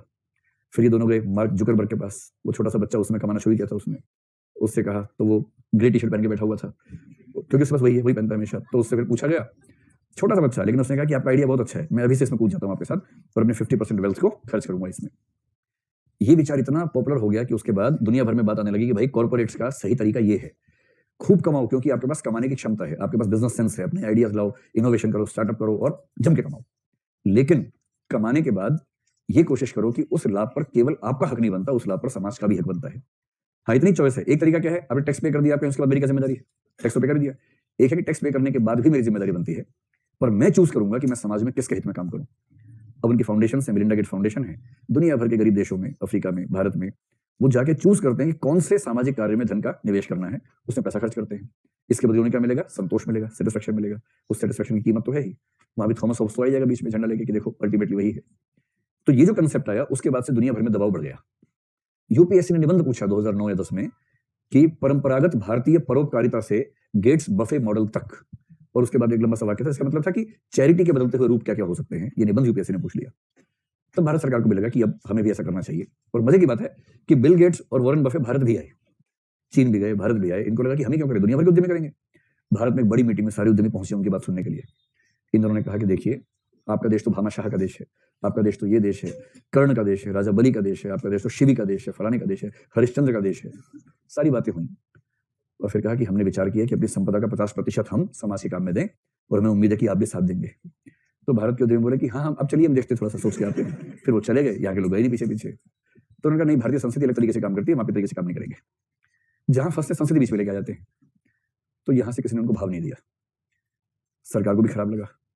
तो मनमोहन सिंह को लगा तो ठीक बात नहीं है, कुछ तो करना ही चाहिए। बहरहाल ये सब होते होते अंत में दुनिया के कई देशों ने इसको कंपल्सरी बनाया, भारत ने भी इसको कंपल्सरी बना दिया। अब जो वर्तमान स्थिति है, वर्तमान स्थिति में कॉर्पोरेट सोशल रिस्पॉन्सिबिलिटी के दोनों पक्ष हैं। एक है लीगली जो बाउंड है, लीगल एस्पेक्ट, और दूसरा है वॉलंटरी एस्पेक्ट। तो आजकल सोशल रिस्पॉन्सिबिलिटी का मतलब दो चीजों से है। पहला, यदि कोई कंपनी उस क्राइटेरिया में आती है जिस क्राइटेरिया में आने वाली कंपनियों को अनिवार्यतः कुछ धन खर्च करना पड़ता है, तो ये उसकी कानूनी जिम्मेदारी है। पर यदि कोई कंपनी उसमें नहीं आती है तो ये उसकी नैतिक इच्छा हो सकती है, या आती है तो जितना जरूरी है खर्च करना उससे ज्यादा खर्च करना चाहे तो ये उसकी नैतिक जिम्मेदारी है। तो ध्यान से समझिए इस बात को। तो बताओ शुरुआती स्थिति क्या थी, ये स्वैच्छिक था या कानूनी था? स्वैच्छिक था। वर्तमान स्थिति में भारत की बात कर रहा हूं कि कानून क्या कहता है। देखो पहले कानून समझ लो क्या कहता है। कानून कहता है कि 3 में से एक कंडीशन यदि पूरी हो जाती है किसी कंपनी की। कंडीशन क्या है? पहली कंडीशन है कि उस कंपनी का टर्नओवर, टर्नओवर का मतलब है कुल आय, आय का मतलब इनकम नहीं होता है, राजस्व, कुल प्राप्तियां। टर्नओवर का मतलब कुल प्राप्तियां, यदि किसी कंपनी की एक वर्ष में कुल प्राप्तियां 1000 करोड़ रुपए की हैं या उससे ज्यादा की हैं, ठीक, अथवा यदि किसी कंपनी की नेटवर्थ, तो दूसरी चीज है नेटवर्थ। नेटवर्थ के लिए हिंदी में क्या शब्द होना चाहिए? आप पता क्या लिखना हिंदी में? ऐसे लिख के आना, ठीक है, नेटवर्थ। इससे मतलब कुल मूल्य से मतलब है कंपनी की जो कुल संपदाओं का मूल्य है उसको बोलते हैं नेटवर्थ। नेटवर्थ का मतलब ये हुआ कि यदि आज उस कंपनी को आप बेच देते हैं तो उस कंपनी का कुल मूल्य बाजार में क्या है उसको बोलते हैं उसकी नेटवर्थ। निवल संपदा, बड़ा सही ढूंढा यार। लेकिन निवल ग्रॉस के लिए होता है कि नेट के लिए होता है? नेट के लिए होता है, ग्रॉस के लिए होगा मेरे ख्याल, वो सकल होता है। अच्छा, सकल में से कुछ निकाले तो निवल हो गया, बहुत बढ़िया। तो निवल संपदा आप कह सकते हैं, ठीक है। अगर किसी कंपनी की नेटवर्थ 500 करोड़ रुपए की है या किसी कंपनी का प्रॉफिट, लाभ 5 करोड़ रुपए या उससे ज्यादा है, इन तीनों में से किसी भी एक क्राइटेरिया में आने वाली कंपनी। नेटवर्थ का मतलब होता है कि किसी कंपनी की आज के समय में कुल मूल्य क्या है, जितनी संपत्तियां उसके पास है, उसके जितने शेयर्स हैं, अगर पूरा का पूरा एक साथ देखा जाए उसकी कुल वैल्यू क्या निकलेगी, वो नेटवर्थ होती है, ठीक है। तो ऐसा जो राजस्व होता है ना, जो प्राप्तियां हैं, इससे कुछ पता नहीं लगता है। ऐसे कई उद्यम होते हैं जिसमें जो कॉस्ट होती है वो 90% होती है और प्रॉफिट केवल 10% होता है। किसी किसी में प्रॉफिट 5%, किसी में 2% भी होता है। तो ऐसा हो सकता है कि 1000 करोड़ रुपए जिस कंपनी का राजस्व है, कुल प्राप्तियां हैं, उनमें से उसका शुद्ध लाभ या पहले केवल ग्रॉस प्रॉफिट देखे तो केवल 20 करोड़ ही निकले, क्योंकि उसका खर्चा 98% होता है। तो कितनी प्राप्तियां हैं इससे कुछ नहीं पता लगता है। कई बार तो ये हो सकता है कि 1000 करोड़ की प्राप्तियां हैं, खर्चे 1100 करोड़ के हैं, तो 100 करोड़ का नुकसान चल रहा है, ये भी हो सकता है। लेकिन कानून ये बनाया गया कि जो कंपनी इन तीन में से कोई भी एक या अधिक कंडीशंस पूरी कर दे, तो टर्नओवर 1000 करोड़ एक साल का, नेटवर्थ किसी एक साल की नहीं होती, किसी एक टाइम पे होती है 500 करोड़, और प्रॉफिट एक साल का 5 करोड़ रुपए नेट प्रॉफिट होता है। अगर इन तीन में से किसी भी कैटेगरी में आ गई तो उस कंपनी को अपने पिछले 3 साल के एवरेज प्रॉफिट, 3 साल के औसत लाभ का 2% CSR में खर्च करना होगा। ये वर्तमान का नियम ये है। तो यदि कोई कंपनी इस कैटेगरी में आ गई तो उस कंपनी में पिछले 3 साल में कितना कितना प्रॉफिट हुआ, उस प्रॉफिट का 2%, एवरेज प्रॉफिट का, तीनों को मिलाकर नहीं, तीनों को मिलाकर 3 से भाग करके जो आएगा उसका 2% अमाउंट वो उसको खर्च करना होगा। मसलन 5 करोड़ का प्रॉफिट मान लीजिए किसी कंपनी का है, वो उस कैटेगरी में आ गई। अब उसका देखेंगे पिछले 3 साल का प्रॉफिट कितना है, मान लीजिए 5, 4 और 3 था, तो एवरेज कितना हो गया, 4 करोड़ हुआ। 4 करोड़ का 2% कितना हुआ, 8 लाख रुपए हुआ। तो ये कंपनी 8 लाख रुपए इस वित्तीय वर्ष में कॉर्पोरेट सोशल रिस्पॉन्सिबिलिटी के लिए खर्च करेगी। ये कानून हमारे देश में इस समय काम कर रहा है। अब आप मुझे ये बताएं कि यदि कोई कंपनी इन क्राइटेरिया में नहीं आती है और फिर भी वो CSR के लिए कुछ खर्च करती है, तो उसको आप कंपल्शन मानेंगे या वॉलंटरी मानेंगे? वो वॉलंटरी है। और यदि किसी कंपनी की लायबिलिटी 8 लाख रुपए की है किंतु वो कंपनी 20 लाख रुपए खर्च करती है, तो उसमें 8 लाख कंपल्शन वाला हिस्सा हो गया, 12 लाख रुपए वॉलंटरी हो गया। तो आज के समय में CSR का मतलब है कि कानूनी अपेक्षाएं अगर हैं तो उनका पालन करना, या उसके अलावा अपनी इच्छा से समाज के हित में कुछ करना किसी कंपनी द्वारा, इसको बोलते हैं CSR। चलिए, ये तो हो गया कानून वानून की स्थिति क्या है, अर्थ क्या है इसका। अब सवाल है कि किसी कंपनी को ऐसा क्यों करना चाहिए, कंपनी क्यों करे। अब एडम स्मिथ से पूछेंगे, बोलेगा ये सब बकवास बातें हैं, ऐसा कुछ नहीं करना चाहिए। कंपनी का मूल काम है धन कमाना, लाभ कमाना, और यदि कोई कंपनी ईमानदारी से काम कर रही है, लाभ कमा रही है, यही उसकी सोशल सर्विस है। अलग से कोई सोशल सर्विस नहीं करनी चाहिए। ये उदारवादी संप्रदाय के लोग ऐसा मानते हैं, जो नकारात्मक उदारवाद के लोग हैं, जिसमें एडम स्मिथ और जॉन लॉक जैसे लोग शामिल हैं। ये हर्बर्ट स्पेंसर है, ये लोग एक विचारधारा के लोग हैं। तो आप कह सकते हैं कि जो उदारवादी संप्रदाय है, उदारवाद असल में उदारवाद में 2 तरह का, एक नकारात्मक एक सकारात्मक। आप कहिए कि एडम स्मिथ जैसे विचारक प्रायः इस विचार का विरोध करते हैं। उन्हें लगता है कि बेकार बात है, कुछ नहीं रखा इन चीजों में। कंपनी का काम है प्रॉफिट कमाना, धूमधाम से प्रॉफिट कमाओ, टैक्स पे करते रहो, गैर कानूनी काम मत करो। अगर आप कानूनों का सम्मान करते हैं, टैक्स ईमानदारी से पे करते हैं, तो आपकी इससे ज्यादा कोई सोशल रिस्पॉन्सिबिलिटी नहीं है। एडम स्मिथ जिस जमाने में था, आज के समय में 20वीं सदी में इसका जो अवतार, 3-4 अवतार हुए, उन अवतार में से एक का नाम है रॉबर्ट नोजिक। आपने एक शब्द सुना, नवउदारवाद, नियोलिबरलिज्म। हाँ, तो नवउदार का मतलब भी यही होता है, जो मार्केट इकोनॉमी को मानते हैं कि वही सच्चा न्याय तंत्र है, उसके बियॉन्ड हमें कुछ करने की जरूरत नहीं है।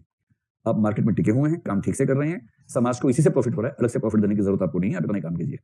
रॉबर्ट नोजिक के अलावा 2-3 लोग और हैं, उनमें से किसी का नाम सुना होगा तो वो लिख लेंगे, मैं बोल देता हूँ। एक व्यक्ति का नाम था आइजिया बर्लिन, इनका नाम कभी सुना आपने? नहीं सुना।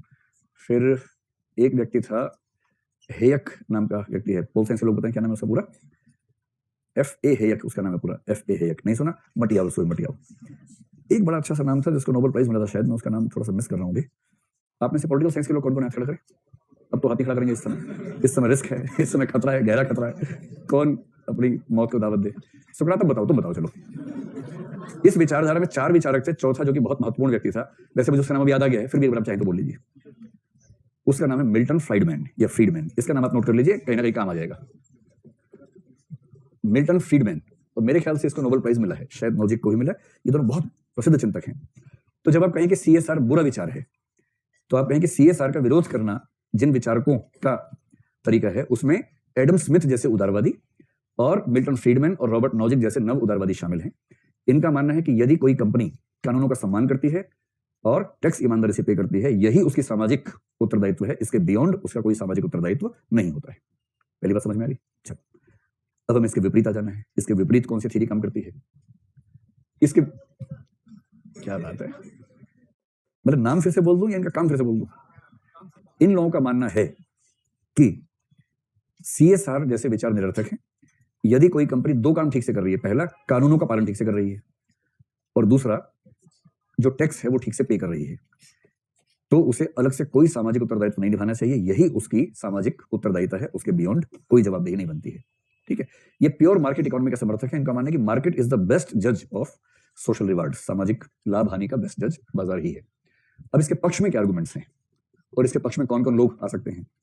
सबसे पहले तो हमारे राष्ट्रपिता आ सकते हैं, MG, महात्मा गांधी। महात्मा गांधी का कौन सा विचार आएगा? ट्रस्टीशिप। और ट्रस्टीशिप का विचार तो सेबी के लोग भी बार बार प्रस्तावित करते हैं इस काम के लिए। ट्रस्टीशिप को हिंदी में बोलते हैं न्यासिता, तो आप भी इसका जिक्र कर दें। तो ट्रस्टीशिप का विचार क्या है? देखो, कार्ल मार्क्स और गांधी में जो अंतर है इस पॉइंट पे वो ये है, मार्क्स कहता है कि किसी व्यक्ति को धन कमाने का अधिकार होना ही नहीं चाहिए। वो बड़ा प्लेन है। अगर आप एक तरफ मार्क्स को रख लें, एक तरफ किसी पूंजीवादी को जैसे एडम स्मिथ को रख लें, या इसको जो नाम थे मिल्टन फ्रीडमैन वगैरह उनको रख लें, एक तरफ महात्मा गांधी को रख लें, इन तीनों के विचारों में अंतर क्या है? दो वाक्य में समझाता हूं, अगर समझ में आ जाएगा तो आसान हो जाएगा। मार्क्स कहता है कि जो भी उद्यम करना है समाज करेगा, व्यक्ति नहीं करेगा। जमीन समाज की है, लोग समाज के हैं, तो समाज की जमीन पे समाज ने उद्यम शुरू किया, समाज में ही लोग काम कर रहे हैं, उनको सैलरी मिली, जो उससे उत्पादन हुआ वो समाज का उत्पादन है, उसमें क्या लाभ क्या हानि। तो मार्क्स निजी उद्यम का ही विरोध करता है। जो भी उद्यम होगा, सरकारी उद्यम होगा, सार्वजनिक होगा, सामाजिक होगा, और इससे लाभ की धारणा ही खत्म हो जाती है। एडम स्मिथ ने कहा था कि उत्पादन के 4 कारक हैं, आपको पता ही है, लैंड, लेबर, कैपिटल और उद्यमशीलता या एंटरप्रेन्योरशिप है। तो उसने कहा कि भाई लैंड के बदले रेंट मिलता है, लेबर के बदले वेजेस मिलती है, वेतन मिलता है, कैपिटल के बदले ऋण क्या बोलते हैं इंटरेस्ट मिलता है, ब्याज मिलता है, और उद्यमशीलता यानी जोखिम के बदले लाभ मिलता है। तो लाभ उतनी ही नैतिक कमाई है जितनी नैतिक कमाई बाकी 3 है। मार्क्स ने कहा कि बकवास बात है, लैंड के बदले रेंट क्यों मिलना चाहिए? जमीन किसी के बाप की थोड़ा है, जमीन तो पूरे समाज की है, क्यों रेंट मिलना चाहिए किसी को? फिर वो कहता है कि पूंजी के बदले ब्याज क्यों मिलना चाहिए? अरे सारे समाज का धन है, समाज ने अपना धन लगा दिया, ब्याज क्यों मिलना चाहिए? केवल एक नैतिक हिस्सा है वेजेस, जो काम करे उसके बदले उसको कुछ मिलना चाहिए, श्रम का मूल्य होना चाहिए। और लाभ क्या होता है? लाभ तो उद्यमी बाकी सबकी आय में से जो छिपा लेता है वो लाभ है। इसलिए प्रॉफिट अपने आप में एक किस्म की चोरी है। और उसने 1-2 विचारकों के विचारों को आधार बनाकर ये कंसेप्ट दिया कि profit is nothing but A theft, एक चोरी है। इसलिए मार्क्स का विचार जहां चलेगा वहां उद्यमशीलता का विकास नहीं हो सकता, क्योंकि वो उसको एक्सेप्ट नहीं करता है। पूंजीवादी करते हैं एक्सेप्ट उसको। अब देखो ध्यान से, अगर आप पूछेंगे मिल्टन फ्रीडमैन या एडम स्मिथ से, वो कहेंगे अरे बिना इन 4 कारकों के मिले उद्यम बढ़ेगा ही नहीं, उद्यम नहीं बढ़ेगा तो उत्पादकता बढ़ेगी नहीं, उत्पादकता नहीं बढ़ेगी तो देश का विकास कैसे होगा? इसलिए उद्यमियों को, उद्यमशीलता को प्रमोट करने की जरूरत है, और लाभ को नैतिक आय मानेंगे तभी देश का विकास होगा। ये स्टैंड किसका है? उदारवादियों का स्टैंड है, नव उदारवादियों का स्टैंड है। वो कहते हैं कि जो लाभ कमाता है सबसे नैतिक व्यक्ति वही है, क्योंकि उसने अपना जोखिम लेकर सब चीजों को मिलाकर ऐसा कुछ किया कि समाज के फायदे में उसका योगदान काफी बड़ा हो गया। मार्क्सवाद कहता है कि ये सब झूठ है, बकवास है, मक्कारी है, सब होना ही नहीं चाहिए। गांधी जी हमेशा बीच का रास्ता निकाल लेते हैं। गांधी जी ने कहा देखो, उद्यमी को उद्यम करना चाहिए, जरूर करना चाहिए, क्योंकि ईश्वर ने सबको बराबर नहीं बनाया है। मार्क्स तो इसी में माथा फोड़ देते कि ईश्वर कहां से बीच में आ गया। गांधी जी कहते तुम नहीं समझोगे। गांधी लाठी पटक के बोलते तुम जाओ यहां से। देखो, ईश्वर ने हम सबको बनाया, भिन्न भिन्न बनाया है। किसी किसी व्यक्ति में बिजनेस सेंस अच्छी पैदा की है, वो लाभ कमा सकता है। किसी व्यक्ति में ज्ञान की सेंस पैदा की है, वो अच्छा ज्ञानी बनेगा, अध्यापक बनेगा, शोध करने वाला बनेगा। किसी में साहस ज्यादा है तो वो सैनिक बन सकता है, पुलिस वाला बन सकता है। तो ईश्वर ने हमें जैसा बनाया, हमें वैसा काम करना चाहिए, क्योंकि ईश्वर का सिस्टम सबसे अच्छा सिस्टम है, डिवाइन सिस्टम है। इसके बाद गांधी जी ने कुछ शायद रसायन ले लिया। उसके बाद वो बोले कि आपको क्या करना है ये आपके वर्ण से तय होगा। लोगों ने कहा ये क्या बात हो गई, अभी तो गुण कह रहे थे, वर्ण से क्या होता है? अगर मैं गलती से इस घर में पैदा हो गया तो मेरी मजबूरी हो गई, मैं यही काम करना है। नहीं, ध्यान से समझो, तुम इसी घर में क्यों पैदा हुए ये सोचो। इसके पीछे भी डिवाइन डिजाइन है, ईश्वर का डिजाइन है। अगर तुम एक नाई के घर पैदा हुए हो तो ईश्वर ने सोच समझ के पैदा किया है कि तुम इस घर में रहोगे, तुम्हारे अंदर एक अच्छा बार्बर बनने की महान क्षमताएं हैं, इसलिए तुम्हें इस घर में पैदा किया है। तुम जावेद हबीब बनोगे, वो बनो। गांधी जी अब राष्ट्रपिता अगर ऐसे कहेंगे तो लोग फिर उसके बाद क्या करेंगे? तो गांधी जी कह रहे हैं कि हर व्यक्ति को ईश्वर ने अलग क्षमताएं दी हैं। कुछ को बिजनेस सेंस दी है, जिसको बिजनेस सेंस दी है उसको बिजनेस करना चाहिए, व्यापार करना चाहिए, लाभ कमाना चाहिए। तो बिजनेस वाले बोले मजा आ गया। मार्क्सवादी बोले गांधी पक्का बनिया था, एक नंबर का बनिया था, अंदर का बनिया था ही, बाहर भी बनियापन उसका आ गया। और फिर बोले कि गांधी जी ने राष्ट्रीय स्वाधीनता संग्राम को बनियों के पक्ष में मोड़ने की भरसक कोशिश की और इंश्योर किया कि राष्ट्रीय स्वाधीनता की प्रक्रिया में आर्थिक स्वाधीनता प्राप्त ना हो जाए। इसलिए अमीरों का शासन बना रहे, ये गांधी जी का विशेष योगदान भारतीय स्वाधीनता संग्राम में रहा, ऐसा बोलते हैं मार्क्सवादी लोग। और गांधी जी कह रहे हैं कि ये जो ऐसा बोल रहे हैं ये भी ईश्वर का विशेष रूप इनको ऐसा बनाया गया, इसलिए ऐसा बोल रहे हैं, समझ नहीं पा रहे हैं। वो कह रहे ईश्वर होता नहीं, कह रहे ये भी ईश्वर ने दिमाग भर दिया है कि मैं नहीं हूं, इसलिए ऐसा बोल रहे हैं। तो गांधी जी कह रहे खूब कमाओ। वो सब नाचने लगे, जो बजाज साहब नाचने लगे, बिरला जी नाचने लगे, इन सबसे गांधी जी का अच्छा लिंक था। गांधी जी बजाज साहब के घर में खूब रहे, वर्धा में, बिरला हाउस में खूब रहे। बिरला हाउस में ही उनकी हत्या भी हुई दिल्ली में, वो भी किसी और घर में नहीं हुई, बिरला के घर में हत्या हुई। तो गांधी जी को उद्यमी खराब नहीं लगते थे, जैसे मोदी जी को भी अच्छे लगते हैं। दोनों गुजरात से भी थे, इसका एक पक्ष ये भी है। गुजरात में उद्यमशीलता का सम्मान है, मैं इस सेंस में कह रहा हूँ। गुजरात में उद्यमशीलता को बुरा नहीं माना जाता, इस सेंस में कह रहा हूँ। किंतु, और ये किंतु आते ही उद्यमियों के मतलब तनाव होने लगा। गांधी जी बोले mister Bajaj, mister Birla, mister Tata, खूब कमाओ, किंतु जितना कमाते हो ना, ये मत सोचो कि वो तुम्हारा है। उसमें से अपने काम भर का निकाल लो और बाकी समाज पे खर्च करो। खुद को अपनी ही संपत्ति का मालिक मत समझो, खुद को अपनी ही संपत्ति का ट्रस्टी समझो। ट्रस्टी कौन होता है? मैंने कहा ट्रस्ट क्या है? ट्रस्ट में एक व्यक्ति है सेटलर, जिसने अपना धन लगाया है समाज के काम के लिए, बाकी अपॉइंट करता है ट्रस्टी। ट्रस्टी कौन है? जो उस पैसे की व्यवस्था करता है, प्रबंधन करता है, किंतु उस पैसे का मालिक नहीं है। वो उस पैसे को कंज्यूम नहीं कर सकता, किंतु उस पैसे का समाज के हित में कैसे प्रयोग होगा, ये काम जो करेगा उसको ट्रस्ट के अंदर जिस डेजिग्नेशन से सुशोभित करते हैं वो है ट्रस्टी। तो हम अपने ही धन के ट्रस्टी हैं, न कि अपने धन के मालिक हैं। इसलिए अपने धन का ऐसा उपभोग करना जो बदतमीज किस्म का उपभोग हो, खराब बात है। कोशिश करनी चाहिए कि उसको समाज के लिए इस्तेमाल करें। बात स्पष्ट हो गई? ट्रस्टीशिप। तो पक्ष में एक तो महात्मा गांधी आके खड़े लाठी सहित खड़े हुए हैं, तो आप बता सकते हैं इनके बारे में। दूसरा, जो जॉन रॉल्स जैसे विचारक हैं, जॉन रॉल्स, RAWLS, रॉल्स पता ना कौन है? देखो, उदारवाद का मतलब है जो पूंजीवाद का समर्थक हो। जॉन रॉल्स भी उदारवादी है। और हमेशा ध्यान रखिए कि जो उदारवाद का बेसिक मतलब है पूंजीवाद के समर्थन वाली विचारधारा। जब उदारवाद शुरू हुआ तो वो सारे के सारे दुष्ट किस्म के उदारवादी थे, जिनमें एडम स्मिथ एक व्यक्ति था, जॉन लॉक था, जेरेमी बेंथम, आप पढ़ने वाले बेंथम उसमें था, हर्बर्ट स्पेंसर उसमें था। ये सब दुष्ट किस्म के लोग हैं। सामाजिक जिम्मेदारी शून्य है, ये ऐसा मानते हैं। केवल और केवल इकोनॉमिक काम करना है, समाज के बारे में नहीं सोचना है। हर्बर्ट स्पेंसर के बारे में यहां तक कह दें कि उसने कहा कि जो मरता है मरे, हमें कोई फर्क नहीं पड़ता, हम तो अपना काम करेंगे ठीक से। उसके बाद क्या हुआ? जो शुरुआती उदारवाद था ना, उसको बोलते हैं नेगेटिव लिबरलिज्म या नकारात्मक उदारवाद, जिसमें मैंने कहा कि Adam Smith, John Locke, Bentham, Spencer, ये सब लोग आते हैं। 1850s के आसपास एक व्यक्ति ने इसका चेहरा बदला, उसका नाम है JS मिल। JS मिल को आप पैसे भी पढ़ेंगे, उपयोगितावादी है। बेंथम भी उपयोगितावादी है, किंतु बेंथम नेगेटिव लिबरलिज्म का विचारक था। JS मिल भी शुरुआत में नेगेटिव लिबरलिज्म का ही विचारक था, किंतु JS मिल के जीवन के उत्तरार्ध में उसका हृदय परिवर्तन हुआ। और हृदय परिवर्तन इसलिए हुआ कि वो जिस शहर में रहता था उसी शहर में कार्ल मार्क्स भी रहता था उसी समय, और क्रांतियां हो रही थी। इसलिए JS मिल ने पॉजिटिव लिबरलिज्म का विचार पैदा किया, जिसने कहा कि प्रॉफिट के साथ साथ, पूंजीवाद के साथ साथ सोशल रिस्पॉन्सिबिलिटी भी होनी चाहिए। और इसी परंपरा में, JS मिल की परंपरा में, एक दूसरा व्यक्ति बहुत बड़ा, जिसका नाम है HJ लास्की।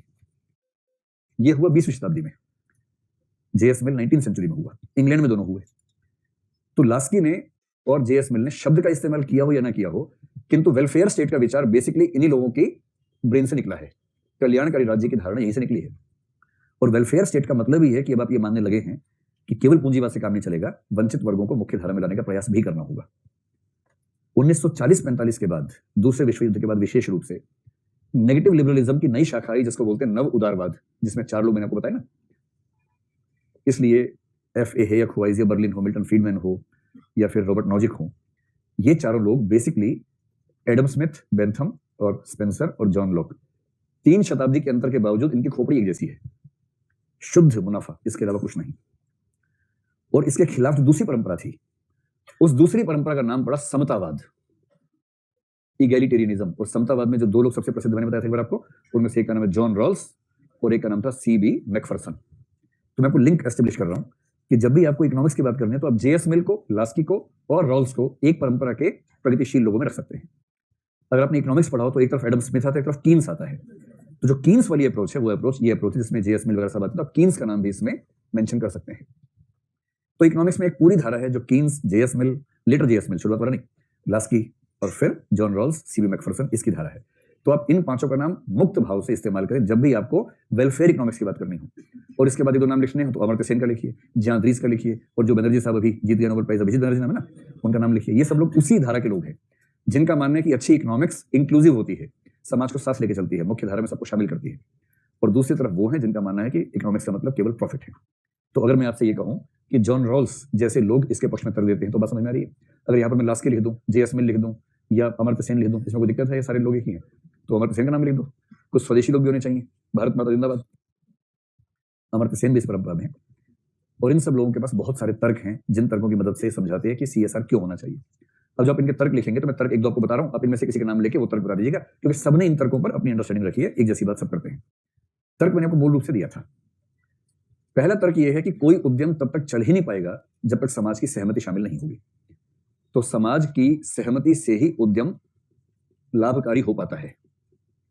समाज की सहमति से ही उद्यम लाभप्रद हो पाता है। जब तक समाज में कानून व्यवस्था ठीक ना हो, शांति ना हो, तब तक कोई उद्यम कैसे काम करेगा?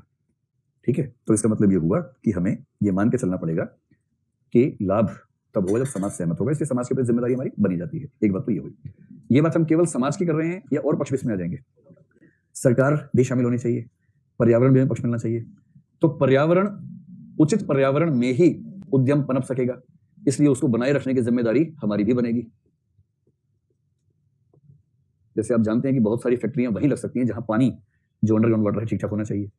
वहां पर सस्ती जमीन जब कोई कंपनी उम्मीद करती है, तो इसका मतलब है कि वैसा एनवायरनमेंट बनाए रखने की जिम्मेदारी उसकी भी तो बनेगी। जब आप जमीन के नीचे का सारा पानी पी गए और अपना जो वेस्ट है उसको नदी में प्रवाहित कर दिया, ऐसे कैसे काम चलेगा? आपको साफ नदी मिली थी, नदी साफ छोड़ी नहीं, वहां के लोग पानी पी के उनको मतलब उसमें आर्सेनिक डाल दिया, कैंसर होने लगा, ऐसे कैसे काम चलेगा? तीसरा ये बताइए, किसी समाज का विकास कितना हुआ है, इस बात से किसी कंपनी के सफल होने की संभावनाएं बदलती हैं या नहीं बदलती है? जैसे अगर मैं आपसे ये कहूं कि मान लीजिए एक उद्यम करना है, सॉफ्टवेयर इंडस्ट्री में आपको काम करना है, मान लेते हैं, और आपको 3-4 साइट्स बताई जाए। एक साइट बताई है कालाहांडी उड़ीसा, वहां सॉफ्टवेयर का एक उद्यम आप स्थापित कर सकते हैं। दूसरा आप कर सकते हैं बेंगलोर में, और तीसरा आप कर सकते हैं गुड़गांव के किसी गांव में। इनमें से आपकी जीवन प्रत्याशा आदि सब देख के बताइए कहाँ काम करना ठीक रहेगा। बेंगलोर में करना ठीक रहेगा, गुड़गांव के गांव में कह रहा हूँ मैं, गुड़ में नहीं कह रहा हूँ, गांव में कह रहा हूँ, ध्यान रखना। गुड़गांव का गांव खा जाता है क्योंकि वहां संविधान लागू नहीं होता है और खाप लागू होती है। बेंगलोर का समाज, अच्छा बेंगलोर हब क्यों बना, ये भी तो प्रश्न है ना। या हैदराबाद जो है, वहां के लोग हैदराबाद नहीं बोलते, हम तो यहाँ बोलते हैं हैदराबाद। और अब हैदराबाद के पास बन गया साइबराबाद, जो साइबर वाला सेक्टर है उसका नाम पड़ गया साइबराबाद। वो क्यों ऐसा डेवलप हुआ? उसके पीछे कुछ तो वजह होगी। पुणे क्यों डेवलप हुआ? कुछ तो, केवल ये मत कहना कि पुणे का मौसम अच्छा रहता है, मौसम तो कई जगह, शिमला का भी अच्छा रहता है, मौसम से क्या होता है? लेकिन वहां की सोसाइटी इतनी डेवलप्ड है, इतनी एडवांस्ड है कि वो नई नई चीजों को आसानी से एक्सेप्ट कर लेती है। और इसका मतलब ये हो कि सोशल डेवलपमेंट कितना हुआ था, ये आपके कंपनी के सफल होने की संभावनाओं को बढ़ाता है। जब सोशल डेवलपमेंट से आपकी संभावना बढ़ती है, तो आपके होने से सोशल डेवलपमेंट की संभावना बढ़नी चाहिए कि नहीं बढ़नी चाहिए? बढ़नी चाहिए। इसलिए क्योंकि सोशल डेवलपमेंट से कंपनी को फायदा मिलता है, इसलिए कंपनी की जिम्मेदारी बनती है कि वो सोशल डेवलपमेंट में पार्टिसिपेट भी करे, सोशल डेवलपमेंट में भाग ले या भाग ले। उसकी जिम्मेदारी बनती है कि वो सोशल डेवलपमेंट में भाग ले, भाग ले नहीं, भाग ले, पार्टिसिपेट करे, ये उसकी जिम्मेदारी बनती है। और ये सोशल डेवलपमेंट ज्यादा अच्छी तब होगी जब इसमें इंक्लूसिव अप्रोच भी होगी। तो ये शब्द इंक्लूसिव तो ना अपने हर पेपर में 8-10 क्वेश्चन बीच में ठूस देना है। इंक्लूसिव डेवलपमेंट, समावेशी विकास, क्योंकि हमारी सरकार का नारा भी है। मोदी जी ने इसी बात को देसी भाषा में बता दी है, सबका साथ सबका विकास। अब अगर मैं आपसे कहूं कि सोशल एस्पेक्ट CSR क्यों होना चाहिए, इसके पक्ष में 3 तर्क देने हो, विरोध में तर्क देने हो, और अंत में बैलेंस क्या निकालेंगे, होना चाहिए कि नहीं होना चाहिए? होना चाहिए। और कंपनियों को कोशिश करनी चाहिए केवल कानूनी प्रावधान तक सीमित ना रहकर अपनी जिम्मेदारी समझकर आगे बढ़े। इस तरह का भाव अगर रहेगा तो बेहतर रहेगा। चलिए, ये हो गया CSR। तो इथिकल एस्पेक्ट में पहला हो गया था स्टेक होल्डर्स की अप्रोच, दूसरा हो गया CSR। तीसरा हिस्सा है जो एम्प्लॉइज के प्रति है। एम्प्लॉइज के प्रति, कर्मचारियों के प्रति उस कंपनी का रुझान क्या होना चाहिए? प्रावधान मैंने उसी में करवा तो दिए, 1000 करोड़, 500 करोड़, 5 करोड़ का प्रॉफिट, उसका 2% पिछले 3 साल की एवरेज, वही प्रावधान है। अच्छा, उस हेडिंग में नहीं करवाया इसलिए आप परेशान हो गए, है ना? वही प्रावधान मैंने हेडिंग से बाहर निकल करवा दिया और इस वजह से आप परेशान हो गए। तो वही प्रावधान है, बस उसी की बात कर रहे थे। ठीक, अब किसी कंपनी का कॉर्पोरेट गवर्नेंस में उसके एथिकल एस्पेक्ट में अपने कर्मचारियों के प्रति क्या नैतिक व्यवहार होना चाहिए, उसको बस थोड़ा समझ लें। एक तो बोलते हैं कि सभी कर्मचारियों के साथ सकारात्मक संबंध। सकारात्मक संबंध का बेसिक मतलब है कर्मचारियों को खर्च या बोझ मानकर ना चलें। जो परंपरागत लाला अप्रोच है उसमें कर्मचारी खाली बैठा हुआ देखा नहीं जाता है, आंखों में खटकता है बहुत बुरी तरह से, खाली कैसे बैठा है, कुछ काम कर, काम है नहीं, कोई बात नहीं है, सामान वहां रख क्या, वहां रख दिया, वापस लेके रख क्या, लेके काम करता है वो देख, खाली मत देख, क्योंकि मैं तुझे वेतन दे रहा हूं। तो इस तरह से काम नहीं चलता है। खर्च या बोझ नहीं मानना है, बल्कि उसको क्या मानना चाहिए? उसको अपनी कंपनी के, ऐसा कहते हैं कि सेंस ऑफ ओनरशिप अगर उसके अंदर आएगी तब वो ठीक से काम करेगा। इसलिए उसको कंपनी का संसाधन या कंपनी में एसेट के रूप में देखना चाहिए। तो एम्प्लॉइज को एसेट मानिए, ना कि लाइबिलिटी मानिए, खर्चा मत मानिए। और दूसरी बात, उनके साथ ट्रांसपेरेंसी बरतना, पारदर्शिता। पारदर्शिता मुख्य रूप से एक तो नियमों में और दूसरा उनके मूल्यांकन में। एकदम ईमानदार तरीके से तटस्थ मूल्यांकन, वस्तुनिष्ठ मूल्यांकन करके उस बेस पर उनको आगे बढ़ाना, वेतन बढ़ाना इत्यादि ये सब चीजें करना। तीसरा, जो भी लीगल बेनिफिट्स उनको मिलने चाहिए वो सारे लीगल बेनिफिट्स उनको प्रोवाइड करना। लीगल बेनिफिट्स क्या होते हैं? जैसे छुट्टियों के बेनिफिट्स हैं या जैसे पीएफ है, उसके जो भी कानूनी प्रावधान हैं उन सब कानूनी प्रावधानों को पूरा करते रहना। ये कंपनी के एम्प्लॉइज के हित में हुआ। यही सब दो चार बातें। और एक होता है कि मानवीय संवेदना के साथ उनका कोई संकट वगैरह है तो उस समय उनकी मदद करना, संकट में मदद करना। तब ये ना कहना कि लीगल प्रोविजन नहीं है, तो एम्प्लॉय के संकट में उसके साथ खड़े होना। ये सब चीजें अगर किसी कंपनी में है तो आप कहेंगे कि वो कंपनी ठीक से काम कर रही है। अब आप मुझे बताएं कि अगर पूछे कॉर्पोरेट गवर्नेंस क्या है, इस पर एक महाकाव्य की रचना करें, तो आप उस पर महाकाव्य लिख सकते हैं, पूरा रामायण के साइज का महाकाव्य लिख देंगे? बताइए, पक्का? चलो ठीक है। लेकिन लिखना होगा 150 शब्दों में। तो चित्र बना के दो तरफ बनाइए, फिर उसके हिस्से बनाइए, ऐसे करके काम चला लीजिए। अब एक सवाल का जवाब दो, कॉर्पोरेट गवर्नेंस और कॉर्पोरेट सोशल रिस्पॉन्सिबिलिटी में क्या संबंध है? मुझे केवल गोले से बताना है, कुछ और मत बताओ। गोल मटोल बात मत करना, ठीक है? मैं ऐसा करता हूं, 4 ऑप्शंस क्रिएट कर देता हूं।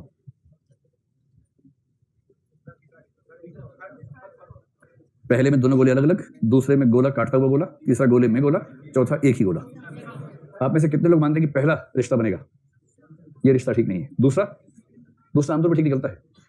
एक मोहतरमा करें कि ये वाला ठीक है। इसके पक्ष में कुल वोट की संख्या 1।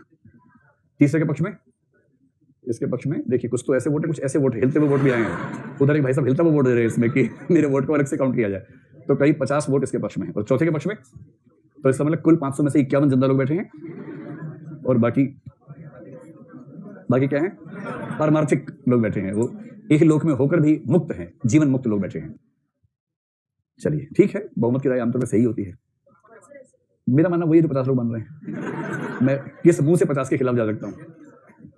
चलो, बहुमत की राय सही होती है कि नहीं होती बताओ? कई बार गलत भी होती है ना? यहाँ ठीक है, लेकिन नहीं तो आप साबित कीजिए कि ये वाला कैसे होगा। इसमें से कौन सा CSR लिखूं? कोई सा भी? अच्छा, ये CSR हो गया। इसको लिखते हैं कॉर्पोरेट गवर्नेंस। तो ये बीच वाला क्या है और ये वाला क्या है फिर?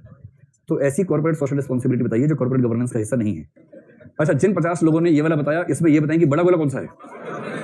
हाँ, तो कॉर्पोरेट गवर्नेंस बड़े वाला और CSR छोटे वाला। ये ठीक है, क्योंकि CSR कॉर्पोरेट गवर्नेंस के इथिकल एस्पेक्ट का हिस्सा है। इसलिए जैसे हर कौवा पक्षी होकर रहेगा। अब ये मत करें कि कौवे के पंख टूट गए हैं तो पक्षी है कि पशु हो गया, रहेगा पक्षी ही। थोड़ा उसका पंख टूट गया लेकिन है तो पक्षी। इसके बाद भी ना परिभाषा तो पक्षी की रहेगी उसके बाद भी।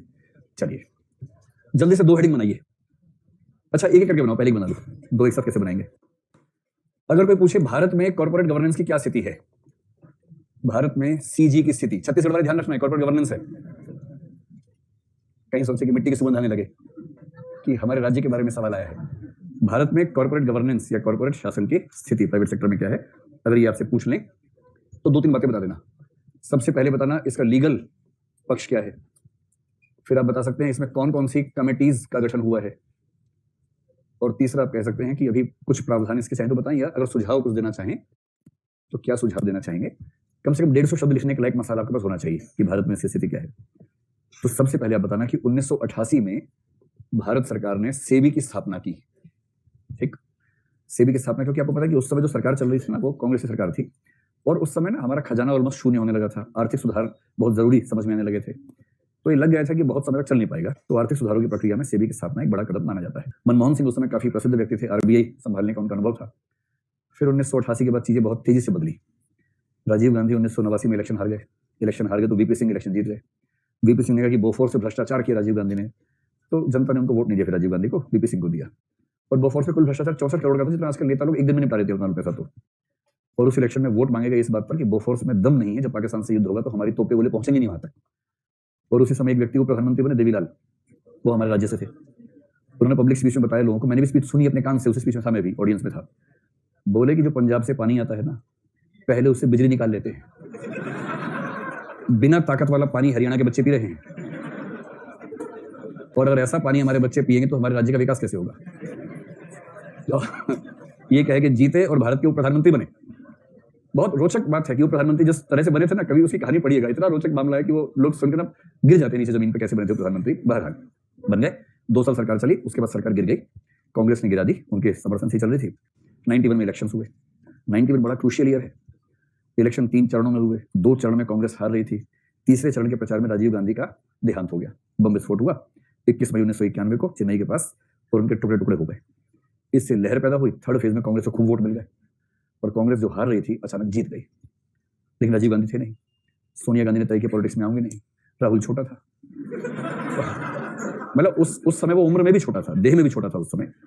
तो फिर तय हुआ कि एक बैरम खां की जरूरत है, तो फिर पीवी नरसिम्हा राव को बैरम खां बनाया गया। ये मनमोहन सिंह ने 91 की बात कर रहे हैं, ये 91 की बात चल रही है, वो 2004 की बात है। पीवी नरसिम्हा राव को बनाया गया पीएम। पीवी नरसिम्हा राव की सबसे अच्छी बात थी, चुप रहते थे। आप उनसे कुछ भी बोल लीजिए, आप बोल बोल के थक जाएंगे, कुछ जवाब नहीं देंगे, फिर आप थक के चले जाएंगे। इसलिए उनका झगड़ा किसी से हुआ ही नहीं कभी। झगड़े के लिए 2 लोग जरूरी है ना, जब एक ही होगा तो झगड़ा कैसे होगा। पर उनको समझ में आ गया कि भारत की वित्तीय स्थिति एकदम चौपट है, खत्म है एकदम। तो मनमोहन सिंह जो आरबीआई के गवर्नर रह चुके थे, उनको बनाया वित्त मंत्री और उन्हें काम दिया न्यू इकोनॉमिक पॉलिसी का। और अगले 5 साल में मनमोहन सिंह ने भारत की अर्थव्यवस्था को गड्ढे से निकाल के मुख्य सड़क पर ला दिया। बहुत बड़ा योगदान उनका है। उस समय जितने रिफॉर्म्स हुए उनमें से एक रिफॉर्म सेबी का है, क्योंकि सेबी 1988 में बंद तो गया था, पर ये एक्ट जो पास हुआ वो 1992 में हुआ। इसमें मनमोहन सिंह की बड़ी भूमिका थी। सेबी क्या काम करती है इसको ठीक से समझ लें। सेबी के पास 3 काम है। सेबी विधायिका भी है, कार्यपालिका भी है, न्यायपालिका भी है। तो सेबी के जो लेजिस्लेटिव फंक्शंस हैं, विधायी कार्य हैं, फिर एग्जीक्यूटिव फंक्शंस हैं और फिर जुडिशियल फंक्शंस हैं। तो लेजिस्लेटिव फंक्शन ये है सेबी का कि इसको रूल्स और रेगुलेशंस बनाने की शक्ति है। किस चीज के लिए? Securities exchange board of India है, तो सिक्योरिटीज का जो खरीद बेच होती है उसका एक्सचेंज होता है। और सिक्योरिटीज क्या है, अपनी इकोनॉमी में पढ़ाई होगा। सिक्योरिटीज में मुख्य रूप से क्या क्या आता है, शेयर्स आते हैं और बॉन्ड्स आते हैं, और बॉन्ड्स का एक छोटा भाई होता है डिबेंचर। तो मुख्य रूप से शेयर्स, बॉन्ड्स और डिबेंचर्स को खरीदने बेचने की जो प्रक्रियाएं हैं, उन प्रक्रियाओं का विनियमन करने वाली संस्था सेबी बनी। और सेबी ने ही अपने शुरुआती कदमों में ही जो डीमैट सिस्टम लागू किया, उसके बाद ये मार्केट बहुत क्लीन हो गई।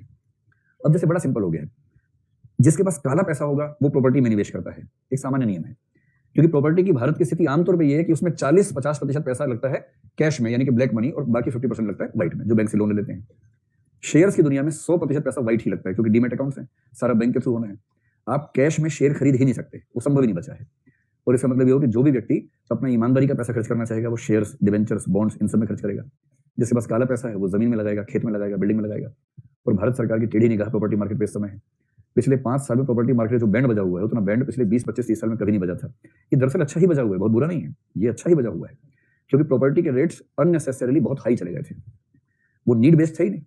भाई बहुत सारे लोग हैं पैसे वाले, एक घर है, एक आदमी को चाहिए, और उससे पहले एक्स खरीद लेगा इन्वेस्टमेंट के लिए।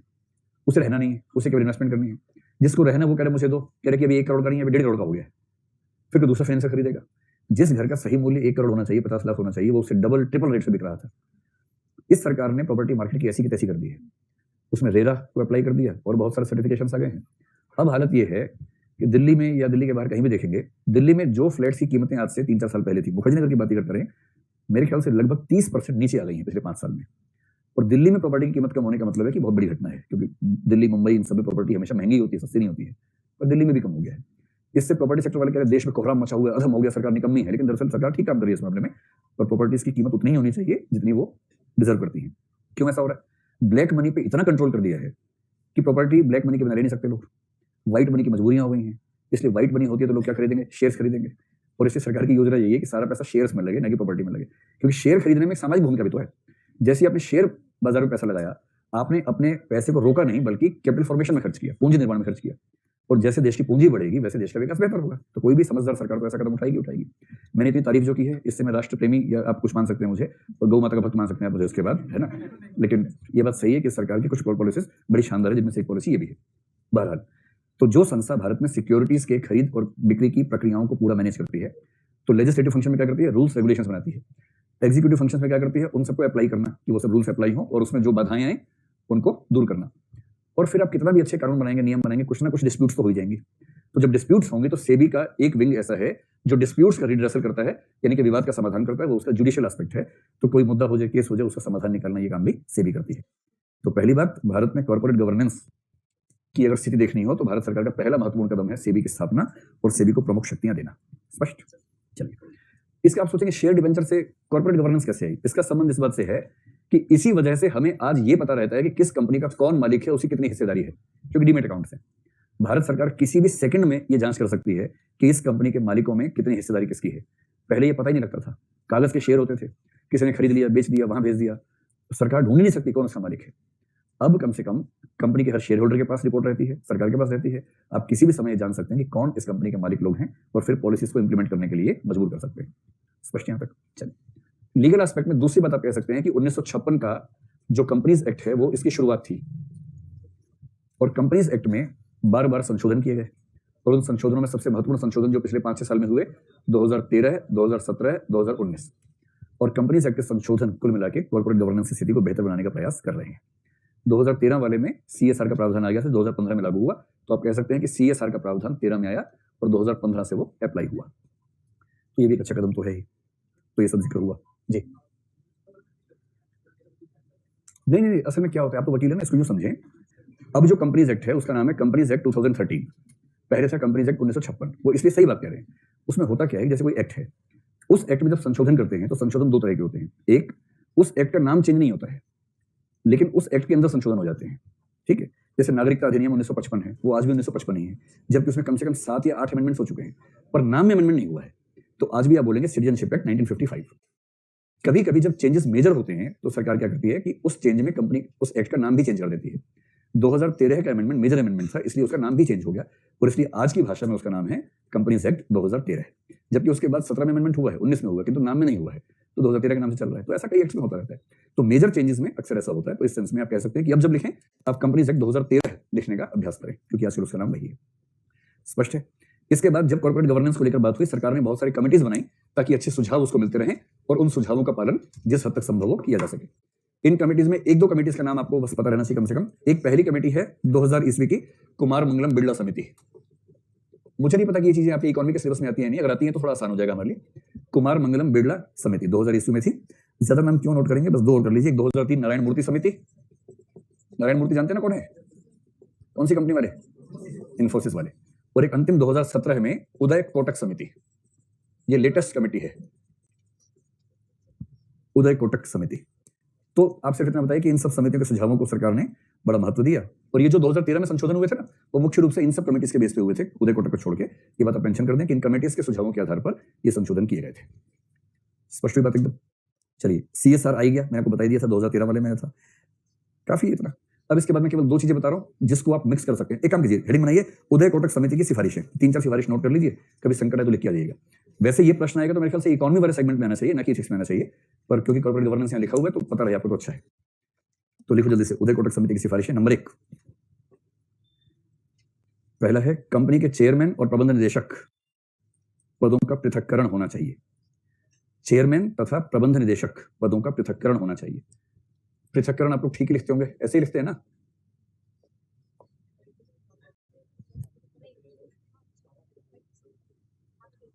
थोड़ा ज्यादा हो गया, कम रह गया? ज्यादा हो गया, क्या कम करना होगा बताइए? आधा क्यों हटा दूं? अब ठीक है? आप में से कितने लोग मानते हैं कि अब ठीक हो गया है? पहले ठीक नहीं था, अब ठीक हो गया है? हाथ खड़ा करो। तो ये लगा दूं वापस, ये हटा दूं? अब ठीक है पक्का? चलो, तो ऐसे लिखना, इतना गैप बीच में मत देना, क्योंकि सच में पृथक हो गए हैं, तो इतना पृथक नहीं करना है इनको, पृथक्करण। नंबर 2 में लिखिए, निदेशक मंडल में कम से कम आधे सदस्य स्वतंत्र होने चाहिए, इंडिपेंडेंट डायरेक्टर्स बोलते हैं। निदेशक मंडल में कम से कम आधे स्वतंत्र निदेशक होने चाहिए। नंबर 3, कंपनी को मिलने वाली क्रेडिट रेटिंग पब्लिक डोमेन में होनी चाहिए। क्रेडिट रेटिंग का मतलब है कि इस कंपनी को उधार दोगे तो कितना सुरक्षित है, ये चीज स्पष्ट रहनी चाहिए बाजार के सामने। कंपनी को मिलने वाली क्रेडिट रेटिंग पब्लिक डोमेन में होनी चाहिए, मतलब कुल मिला के कंपनी की साख कैसी है। नंबर 4, निदेशक मंडल में न्यूनतम 6 सदस्य हों जिनमें न्यूनतम 1 महिला हो। अगला, एक वित्तीय वर्ष में निदेशक मंडल की न्यूनतम 5 बैठकें हों। एक वित्तीय वर्ष में निदेशक मंडल की न्यूनतम 5 बैठकें हों। अंतिम, साइबर खतरों तथा अन्य खतरों के प्रबंधन के लिए कंपनी में एक विशेषज्ञ समिति होनी चाहिए।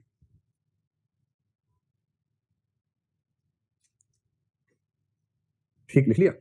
अब साइबर खतरों व अन्य खतरों के प्रबंधन के लिए कंपनी में एक विशेषज्ञ समिति होनी चाहिए।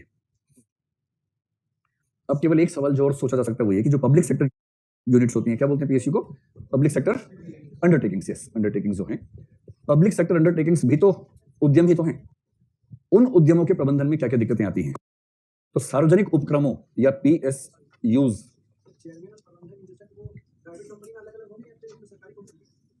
देखो इस बात को ठीक से समझो। देखो जैसे ये हुई कंपनी, ठीक है, ये कंपनी में हुई एक प्रकार की प्राइवेट लिमिटेड और ये हुई पब्लिक लिमिटेड। पब नहीं है, पब्लिक है, ठीक है, public limited. Private limited company दो प्रकार की हो सकती है, जिसका स्वामित्व प्राइवेट हाथ में हो, जिसका स्वामित्व पब्लिक सरकार के हाथ में हो। पब्लिक लिमिटेड कंपनी भी दो प्रकार की हो सकती है, जिसका स्वामित्व प्राइवेट हाथ में हो और जिसका स्वामित्व सरकार के हाथ में हो। तो जब आप कह रहे पब्लिक कंपनी तो समझना बड़ा मुश्किल है, आप क्या कहना चाह रहे हैं। ये जो नियम मैं आपको बता रहा हूं, ये नियम इनके संदर्भ में है। कोई भी पब्लिक लिमिटेड कंपनी, चाहे उसका स्वामित्व निजी हाथों में हो चाहे सरकारी हाथों में हो, ये उन दोनों के लिए नियम है या सुझाव है, दोनों के लिए। प्राइवेट लिमिटेड कंपनियों पर अभी सरकार ज्यादा स्टेप नहीं लेती है, कुछ केवल नियम होते हैं उसे फॉलो करने होते हैं, क्योंकि इनमें आमतौर पर स्टेक्स बहुत ऊंचे नहीं होते, कंपनियां छोटे साइज की होती हैं, फिर एक ही जुड़े हुए लोग आपस में काम कर रहे होते हैं, तो उस पर बहुत नियम लागू नहीं होते, क्योंकि पूंजी सबकी आपस में जुड़े हुए हैं, सब देख पा रहे हैं चीजों को। यहाँ इतने लोगों की पूंजी लगी है, उनको पता ही नहीं कि उनकी पूंजी कहाँ लगी हुई है, इसलिए नियम जरूरी है ताकि ये प्रशासन ठीक से चल सके। तो सीजी कॉर्पोरेट गवर्नेंस का संबंध इस सेक्टर के साथ है, ठीक। अब इसमें हम जो आखिरी बात करना चाह रहे हैं वो इसकी बात करना चाह रहे हैं, ये है पीएसयू। तो पीएसयू का मतलब क्या हुआ? ऐसी पब्लिक लिमिटेड कंपनीज जिनमें सरकार का स्वामित्व 51% या उससे ज्यादा है, उसको बोलते हैं सार्वजनिक उपक्रम या पब्लिक सेक्टर अंडरटेकिंग्स। स्पष्ट है बात यहां तक? क्योंकि सरकार का स्वामित्व है, इसलिए इसके डायरेक्टर्स कौन अपॉइंट करती है? सरकार करती है। और सरकार अपॉइंट कैसे करती है? सरकार किसी आईएएस को उठाती है कि चलो भाई कंपनी संभालो, जिसको खराब पोस्टिंग देनी हो बोलते कंपनी संभालो जाओ। आईएएस डायरेक्टर रैंक पे होता है, जेएस रैंक पे होता है, तो बड़ी कंपनी को संभालने के लिए उसको छोड़ देते हैं। आईएएस ही क्या, बाकी सर्विसेज के लोगों को भी खूब मौका मिल जाता है। एलआईडी नहीं, सिविल सर्विस से अलग सर्विसेज जो हैं उनको भी ये मौका मिलता रहता है कि जब वो 50-55 साल की उम्र में जाते हैं तो वो किसी एक कंपनी के सीएमडी, चेयरमैन, सीएमडी का मतलब चेयरमैन प्लस मैनेजिंग डायरेक्टर, वो बन जाते हैं। तो होता क्या है इसमें, सरकार में ना जुगाड़ तंत्र चलता है। सरकार बीजेपी की है तो बीजेपी वाले सब आ जाएंगे जी जी वैसे करके कि अपने व्यक्ति हैं, बचपन से ही अच्छे संस्कार हैं, इनको सीएमडी बना दीजिए। तो संस्कार चलते हैं सीएमडी बनने में। फिर कांग्रेस वाला आता है, पता लगता है इसका सरनेम गांधी है, बहुत दिनों से गांधी है, इसको बनाइए, तो वो सीएमडी हो जाता है। तो खेल इस तरह का रहता है। इसलिए पब्लिक सेक्टर अंडरटेकिंग का जो बाजा बजा हुआ है, उसकी बड़ी वजह है कि कॉर्पोरेट गवर्नेंस के जो नियम हैं उनका ठीक से पालन नहीं होता है। तो हेडिंग बनाना है, सार्वजनिक उपक्रमों में कॉर्पोरेट गवर्नेंस की कमजोर स्थिति के कारण। सार्वजनिक उपक्रमों में कॉर्पोरेट गवर्नेंस की कमजोर स्थिति के कारण क्या क्या कारण है? 3 4 5 लिख लीजिए और उसको आप, पहली बात तो इथिक्स में पूछेंगे नहीं, पूछेंगे तो इकोनॉमी में पूछेंगे, पर अगर इकोनॉमी में पूछ लिया तो आप क्या लिखेंगे? तो इथिक्स में पढ़ाया गया था, यहाँ क्यों पूछा? लिख देना वहां भी, लिखिए। नंबर 1, ऐसे निदेशकों की नियुक्ति जिन्हें उस व्यवसाय विशेष का अनुभव नहीं होता। ऐसे निदेशकों की नियुक्ति जिन्हें उस व्यवसाय विशेष का अनुभव या विशेषज्ञता नहीं है।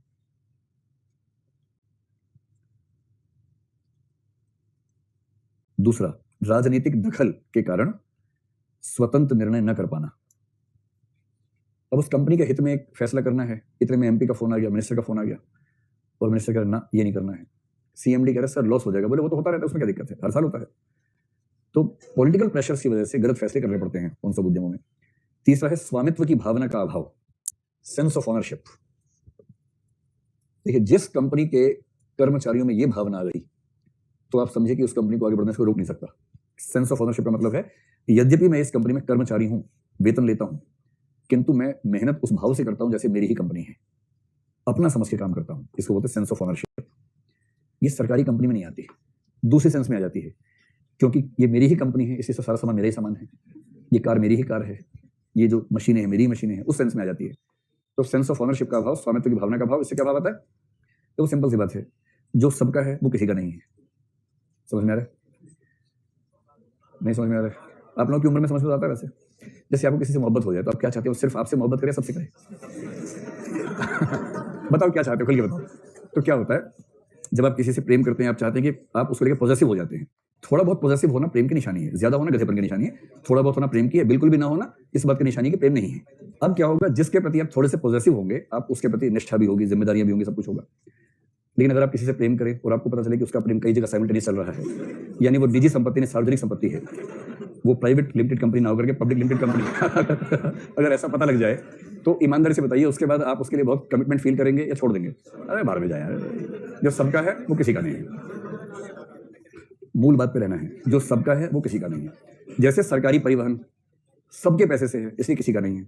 जिसका मन करेगा पत्थर मार देगा, क्योंकि उसको अपना चुभ नहीं रहा उस समय, उसको लग रहा है मेरा थोड़ा ना है, जबकि है उसका भी। सरकारी संपत्ति के साथ क्या होता है कि क्योंकि वो सबकी संपत्ति है, इसलिए फीलिंग नहीं आती कि मेरी भी है, सेंस ऑफ ओनरशिप नहीं आती। इस वजह से ये बात कहते हैं कि सेंस ऑफ ओनरशिप नहीं होती है। ठीक है, लिख लिया, स्वामित्व की भावना करना होना। इसके बाद लिखिए वित्तीय हितों और सामाजिक हितों के बीच टकराव। वित्तीय हितों और सामाजिक हितों के बीच टकराव। सरकारी कंपनी प्रॉफिट में नहीं आ सकती, इसकी सबसे बड़ी वजह यह है। जैसे मान लीजिए कि किसी सरकारी कंपनी में 1000 लोग काम करते हैं, एक नई तकनीक आ गई, उस तकनीक से कुछ रोबोट्स वो सारा काम कर देंगे, 50 रोबोट्स। 1000 लोगों को हटा दीजिए, खर्चा कम हो जाएगा, कंपनी प्रॉफिट में आ जाएगी। पर 1000 लोगों का रोजगार छीनना, ये आमतौर पर सरकारी करेंगे या नहीं करेंगे? नहीं करेंगे। नितिन गडकरी ने कह दिया है कि मेरे जीते जी भारत में सेल्फ ड्रिवन कारें नहीं चलेंगी। सेल्फ ड्रिवन कार जिस दिन आ गई भारत में, कई लोग मानते हैं कि भारत में चल नहीं पाएगी।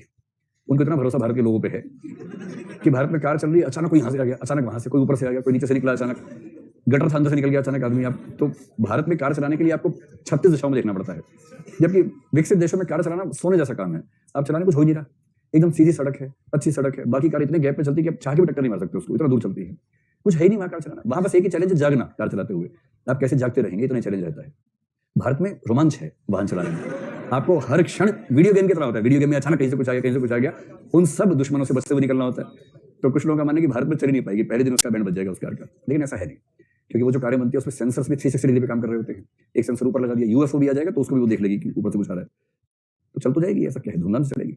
लेकिन जिस दिन सेल्फ ड्रिवन कारें भारत में आ गई, आप मान के चलिए कि जितने ड्राइवर्स हैं भारत में, और मेरे ख्याल से उनकी संख्या मरी हालत में भी 5-10 लाख तो होगी पूरे देश में, ज्यादा है तो और ज्यादा, भले 1 करोड़ मान लीजिए, जितना भी होगा। मैं जो खुद चलाते अपनी कार उनको नहीं काउंट कर रहा हूँ, जिनकी नौकरी है किसी की गाड़ी चलाना, उसकी बात कर रहा हूँ। उन सबकी नौकरी खत्म होने का खतरा हो जाएगा। इसलिए इकोनॉमिक रूप से वायबल फैसला होने के बाद भी सोशल टेंशन से बचने के लिए सरकार क्या फैसला करेगी कि हम नुकसान झेल लेंगे किंतु बेरोजगारी नहीं झेलेंगे। इस वजह से पीएसयूज का प्रॉफिटेबिलिटी की संभावना हमेशा कम रहती है। स्पष्ट हो गया? एक लिखिए पारदर्शिता और जवाबदेहिता की कमी, और अंतिम लिखिए परंपरागत सोपानक्रम तथा कार्य संस्कृति। परंपरागत सोपानक्रम तथा कार्य संस्कृति। देखिए, सरकारी नौकरी में लोग काम करना पसंद नहीं करते आमतौर पर। इसकी बड़ी वजह 2 है, इसी में लिख लीजिए क ख करके। क लिखिए अत्यधिक सुरक्षा। मैंने पॉइंट बोला था परंपरागत सोपानक्रम व कार्य संस्कृति। जैसे टीचिंग की दुनिया में देखिए या किसी और फील्ड में देखिए, इंजीनियर्स को देखिए, जो सबसे अच्छे विद्यार्थी हैं वो सरकारी स्कूल में टीचर बनेंगे। मैं टीचर्स की बात कर रहा हूँ केवल, सबसे अच्छे तो आईएएस बन जाते हैं, नंबर 2 वाले एमबीए, वो सब। तो टीचिंग की दुनिया में इंटरेस्ट लेने वाले लोगों में से सबसे अच्छे सरकारी स्कूल के टीचर बनते हैं, बाकी प्राइवेट में जाते हैं मजबूरी में। और सबसे चौपट पढ़ाई सरकारी स्कूल में चलती है। इस समय सबसे अच्छे लोग किसी उद्यम को सबसे खराब कर सकते हैं, और यदि सबसे अच्छे लोग किसी उद्यम को सबसे खराब बना रहे हैं तो इसका मतलब कार्य संस्कृति की समस्या है। तो वर्क कल्चर की पहली समस्या है अत्यधिक सुरक्षा। लेकिन सुरक्षा जीवन में इतनी नहीं होनी चाहिए कि जंग लग जाए, और जहां इतनी सुरक्षा मिलती है वहां इंसान में जंग लग जाता है। आपकी राय में इंसान काम करना चाहता है या काम करना पड़ता है? एक समय तक चाह भी लेगा ना, एक समय के बाद तो पड़ता ही है। और जब सुरक्षा इतनी ज्यादा होगी, कोई कुछ बिगाड़ ही नहीं सकता नौकरी में आने के बाद, तो कोई क्यों काम करेगा? थोड़ा सा रिस्क रहता है ना जीवन में, तो काम बढ़िया रहता है। प्राइवेट सेक्टर में सबसे मोटिवेटिंग फैक्टर है रिस्क, सरकार में वो मिसिंग फैक्टर है, रिस्क ही नहीं है। दूसरा, मोटिवेशन खत्म हो जाता है। तो दूसरा पॉइंट लिखिए ख, सभी कर्मचारियों को बराबर वेतन व पदोन्नति। जहां आपने समाजवाद का नियम लागू किया कि काम अच्छा करो बुरा करो, प्रमोशन बराबर होगा, वेतन बराबर होगा, तो इसके 2 रिजल्ट हो सकते हैं। ऐसे पहले वाक्य लिख लीजिए, सभी कर्मचारियों को बराबर वेतन और पदोन्नति। 10 लोगों ने एक साथ ज्वाइन किया, आपने कहा कि आप 10 का बैच सेम है, सैलरी बराबर रहेगी, बराबर बढ़ेगी, प्रमोशन भी एक साथ होंगे जीवन भर। इस 2 रिजल्ट हो सकते हैं। या तो खराब काम करने वाले अच्छा काम शुरू कर दें, या अच्छा करने वाले खराब शुरू कर दें। क्या होगा इसमें से? 1 आध साल तक लोग अपने स्वभाव से काम करते हैं, कुछ लोग शानदार काम कर रहे हैं, कुछ खराब काम कर रहे हैं। धीरे धीरे शानदार वाले को समझ में आता है कि कोई फायदा हो नहीं रहा उसको, फिर वो धीरे धीरे वैसा ही होने लगता है जैसे बाकी लोग हैं।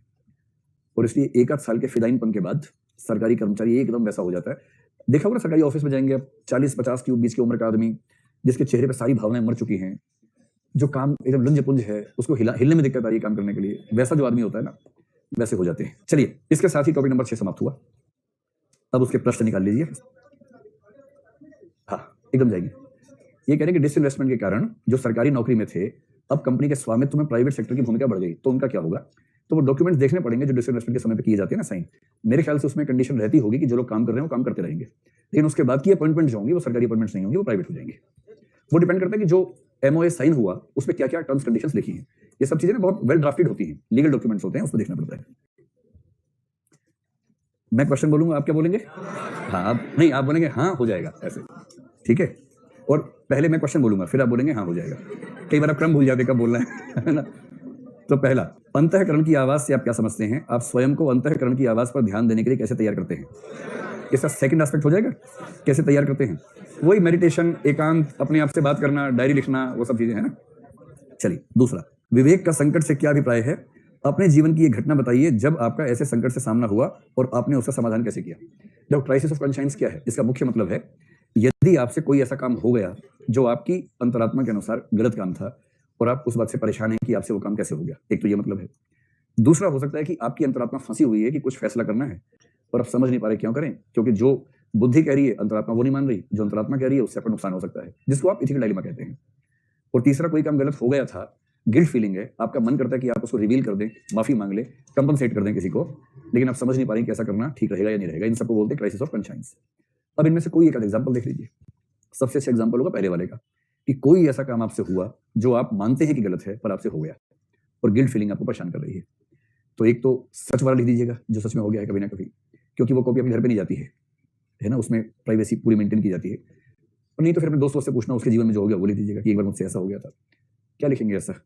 ये नहीं कि एक बार मुझसे देशद्रोह हो गया था, ऐसा मत कीजिएगा, है ना। छोटा मोटा पाप बताइए, छोटा मोटा पाप जो आपसे हो गया हो। जैसे क्या हो सकता है? बहुत छोटा भी नहीं कि मैंने झूठ बोल दिया था, ऐसा नहीं। ऐसा कुछ कि एग्जाम में जरा से एक्सीडेंट हो गया, मैं समझ नहीं पाया क्या करूं, फिर मैंने एग्जाम देना ही ठीक समझा, शाम को एग्जाम देकर निकला तो पता लगा उस व्यक्ति की मौत हो गई। उसके बाद से मैं कई दिनों तक सो नहीं पाया। अपने जीवन की एक आध घटना कोई सोच के जब कोई गलती हो गई हो, देखो पाप जब बताओ ना, बहुत छोटा मत बताना, बहुत बड़ा मत बताना। उसमें शोले फिल्म में जब रिश्ता लेके गया था जय वीरू का, वैसे मत करना, ठीक है। एक आध पाप जो बहुत छोटा ना हो, यानी कि एक बार मैंने झूठ बोल दिया था, ऐसे वाला इतना प्यारा मासूम पाप मत बताना। और इतना खराब भी नहीं कि एक बार मुझसे हत्या हो गई थी, ऐसा भी नहीं, कुछ बीच का, है ना। जैसे शाकाहारी लोग कह सकते हैं कि एक बार मैंने हॉस्टल में दोस्तों के कहने पे मांस खा लिया, मेरे पेरेंट्स ने मुझसे पूछा, मैंने झूठ बोल दिया, लेकिन बहुत दिनों तक मैं परेशान रहा, या दोस्तों के कहने पे कुछ रसायन का सेवन कर लिया, स्मोकिंग कर लिया, ऐसा कुछ आदत खराब हो गई, इस तरह का कुछ कर लीजिएगा। और अंत में क्या बताना? अंत में बताना कि बाद में मैंने छोड़ दिया ताकि परीक्षा को लगे हाँ अच्छा बच्चा है, अंत में छोड़ दिया है, ठीक है। चलिए सेकंड क्वेश्चन को भी छोड़ देंगे क्योंकि वही हिस्सा है जो हम 7वें के साथ पढ़ने वाले हैं, एथिकल गवर्नेंस एंड अकाउंटेबिलिटी। केवल एक ही प्रश्न यहां से आया हुआ है, सेकंड वाला। तीसरा, केवल कानून का अनुपालन ही काफी नहीं है, लोक सेवक में अपने कर्तव्यों के प्रभावी पालन करने के लिए नैतिक मुद्दों पर एक सुविकसित संवेदन शक्ति का होना भी आवश्यक है। क्या आप सहमत हैं? अब इसको हिंदी में समझ लीजिए। ये कहना चाह रहे हैं केवल कानूनों का पालन काफी नहीं है, प्रशासक में एक अच्छी सेंसिटिविटी या करुणा या एम्पैथी भी होनी चाहिए।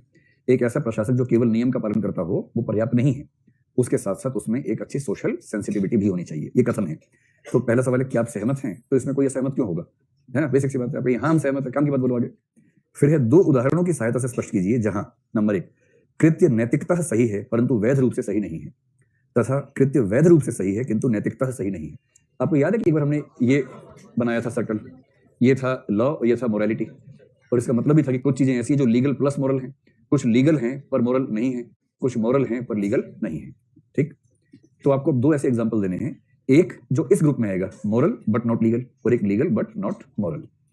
तो ऐसा बताइए जो लीगल तो है किंतु मोरल नहीं है, लीगली सही है किंतु मोरली गलत है, ऐसा कुछ। हाँ मतलब इनका कहना है समाज की निगाह में देखें तो एलजीबीटी राइट्स गलत हो सकते हैं जबकि कानून की निगाह में सही हैं। जैसे एडल्ट्री है, एडल्ट्री अब कानून की निगाह में गलत है या अलाउड है? अलाउड है, पर समाज की निगाह में या व्यक्तिगत नैतिकता की निगाह में उसको सही मानेंगे गलत मानेंगे? तो एक एग्जांपल क्या हो गया? एडल्ट्री। एडल्ट्री को हिंदी में क्या बोलते हैं? विवाहेतर संबंध, व्यभिचार, इनमें से कोई भी शब्द का इस्तेमाल कर लें। अब दूसरा बताइए, एक ऐसा जो नैतिक रूप से सही है किंतु कानून की नजर में गलत है। दहेज तो मतलब कानून में भी एक लिमिट के बाद दहेज अलाउड नहीं है। कुछ और अच्छा एग्जांपल दीजिए। हाँ नहीं, महिला क्या, पुरुष भी हो सकता है, बच्चा भी हो सकता है ना। कि किसी को बचाने के समय ट्रैफिक रूल्स का उल्लंघन कर देना, अभी कानून की निगाह में एक अपराध हो गया, लेकिन नैतिकता की निगाह में इमरजेंसी एक ऐसी है कि उस समय आपातधर्म जिसको बोलते हैं ना, किसी को बचाने के लिए नियमों का उल्लंघन कर देना, ऐसा कोई भी एग्जांपल लेंगे तो उसमें आ जाएगा, ठीक है। हाँ आ सकती है, वो एक समाज विशेष के लिए एक मॉरल सिस्टम, कोई भी किसी भी समाज के कर्मकांड जो उस समाज की निगाह में ठीक है किंतु हेल्थ पॉइंट ऑफ व्यू से, लीगल पॉइंट ऑफ व्यू से बुरे हैं, उसको उसमें ले सकते हैं।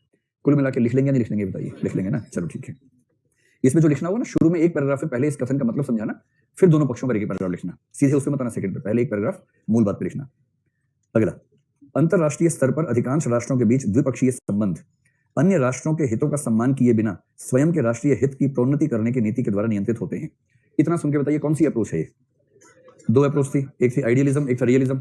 रियलिज्म है, और आमतौर पर इंटरनेशनल पॉलिटिक्स में रियलिज्म ही चलता है, आमतौर पर उसी बारे में है। आगे, इससे राष्ट्रों के बीच द्वंद्व और तनाव उत्पन्न होते हैं। ठीक बात है। ऐसे तनावों के समाधान में नैतिक विचार किस प्रकार सहायक हो सकते हैं, विशिष्ट उदाहरणों के साथ चर्चा कीजिए। तो पहली बात, नैतिक विचार कौन से? तो पंचशील को बीच में लेके आ जाइए।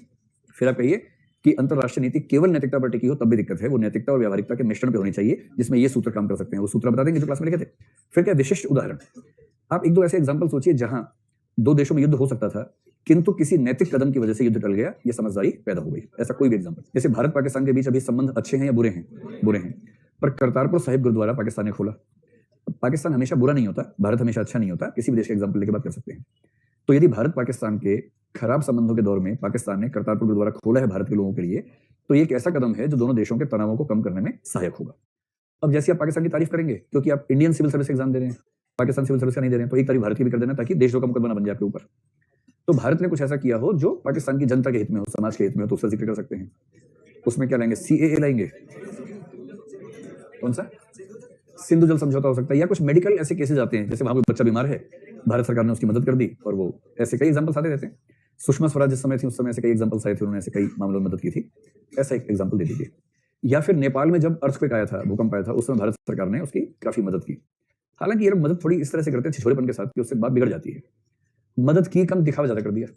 इतना दिखावा कर दिया कि नेपाल ने कहा कि भारत के लोगों से निवेदन है कि नेपाल छोड़ के चले जाएं, हम खुद ही मैनेज कर लेंगे। अब जैसे आप किसी को, कोई भिखारी है, आप अंदर गए, अच्छा 5 रुपए दे रहे 2 मीटर को, उतरे बाइक से 5 रुपए सेल्फी खींची और नीचे भिखारी को 5 रुपए भीख देते हुए और फेसबुक पर डाल दिया। 50,000 लोगों ने, आपको नहीं देखा, भिखारी को देख लिया ध्यान से। अब जहां जहां लोगों ने भिखारी भिखारी भिखारी, और वो कह रहे वो 5 रुपए इतने भारी पड़ गए मेरे ऊपर, उससे बढ़िया कमबख्त नहीं देता मुझे। तो भारत सरकार ने नेपाल की सहायता कुछ इस भाव से की कि सहायता जितने की ढिंडोरा उससे ज्यादा पीट दिया। और तब नेपाल की सिविल सोसाइटी, नेपाल की सरकार नाराज हो गई कि इतना ढिंडोरा मत पीटो भाई, भूकंप को तुम्हारे पास भी आ सकता है, ऐसा क्या है इसमें? तो ढिंडोरे वाला हिस्सा हटा के आप कहिए जैसे नेपाल के भूकंप में भारत ने मुफ्त सहायता दी, ऐसी सहायताएं सुनिश्चित करती है कि संबंध अच्छे रहें, और उस समय लाभ नुकसान नहीं देखते हैं, केवल नैतिक बात है, करना चाहिए। किसी और देश के साथ ऐसा हो तो बताइए कि संकट हुआ, उसकी मदद कर दी हमने, या किसी और देश ने मदद कर दी। मालदीव, हालांकि वो तो राजनीतिक हित का मामला ज्यादा है। किसी देश में प्राकृतिक आपदा आई, सब देशों ने खुल के मदद की हो, ऐसा कोई एग्जाम्पल इसमें लिखेंगे तो अच्छा लगेगा। जैसे ऑस्ट्रेलिया का है, बुश फायर्स का, भूटान का है, उसका एग्जाम्पल दे। बात समझ गए क्या लिखना कुल मिला के? चलिए अगला, लोक सेवकों के समक्ष हित संघर्ष यानी कन्फ्लिक्ट ऑफ इंटरेस्ट के मुद्दों का आ जाना संभव होता है। आप हित संघर्ष पद से क्या समझते हैं और यह लोक सेवकों के द्वारा निर्णय में किस प्रकार अभिव्यक्त होता है? यदि आपके सामने हित संघर्ष की स्थिति पैदा हो जाए तो आप उसका हल किस प्रकार निकालेंगे? इस पर हमारी बात कभी हुई थी क्या? लेकिन अगर फिर भी आपको 2-4 पॉइंट्स पे लिखने ही हो, क्या क्या हिस्से? पहले कन्फ्लिक्ट ऑफ इंटरेस्ट क्या होता है और किस तरह से निर्णय में व्यक्त होता है, आप इसका हल कैसे निकालेंगे? तो जल्दी से मुझे बताइए कन्फ्लिक्ट ऑफ इंटरेस्ट क्या होता है, क्योंकि ये सवाल 2 या 3 बार आया हुआ है, बार बार आता है। अच्छा एक काम कीजिए, इसे हम थोड़ा विस्तार में ही करते हैं 10-15 मिनट में कल, ठीक है? कल इसको पूरा करेंगे।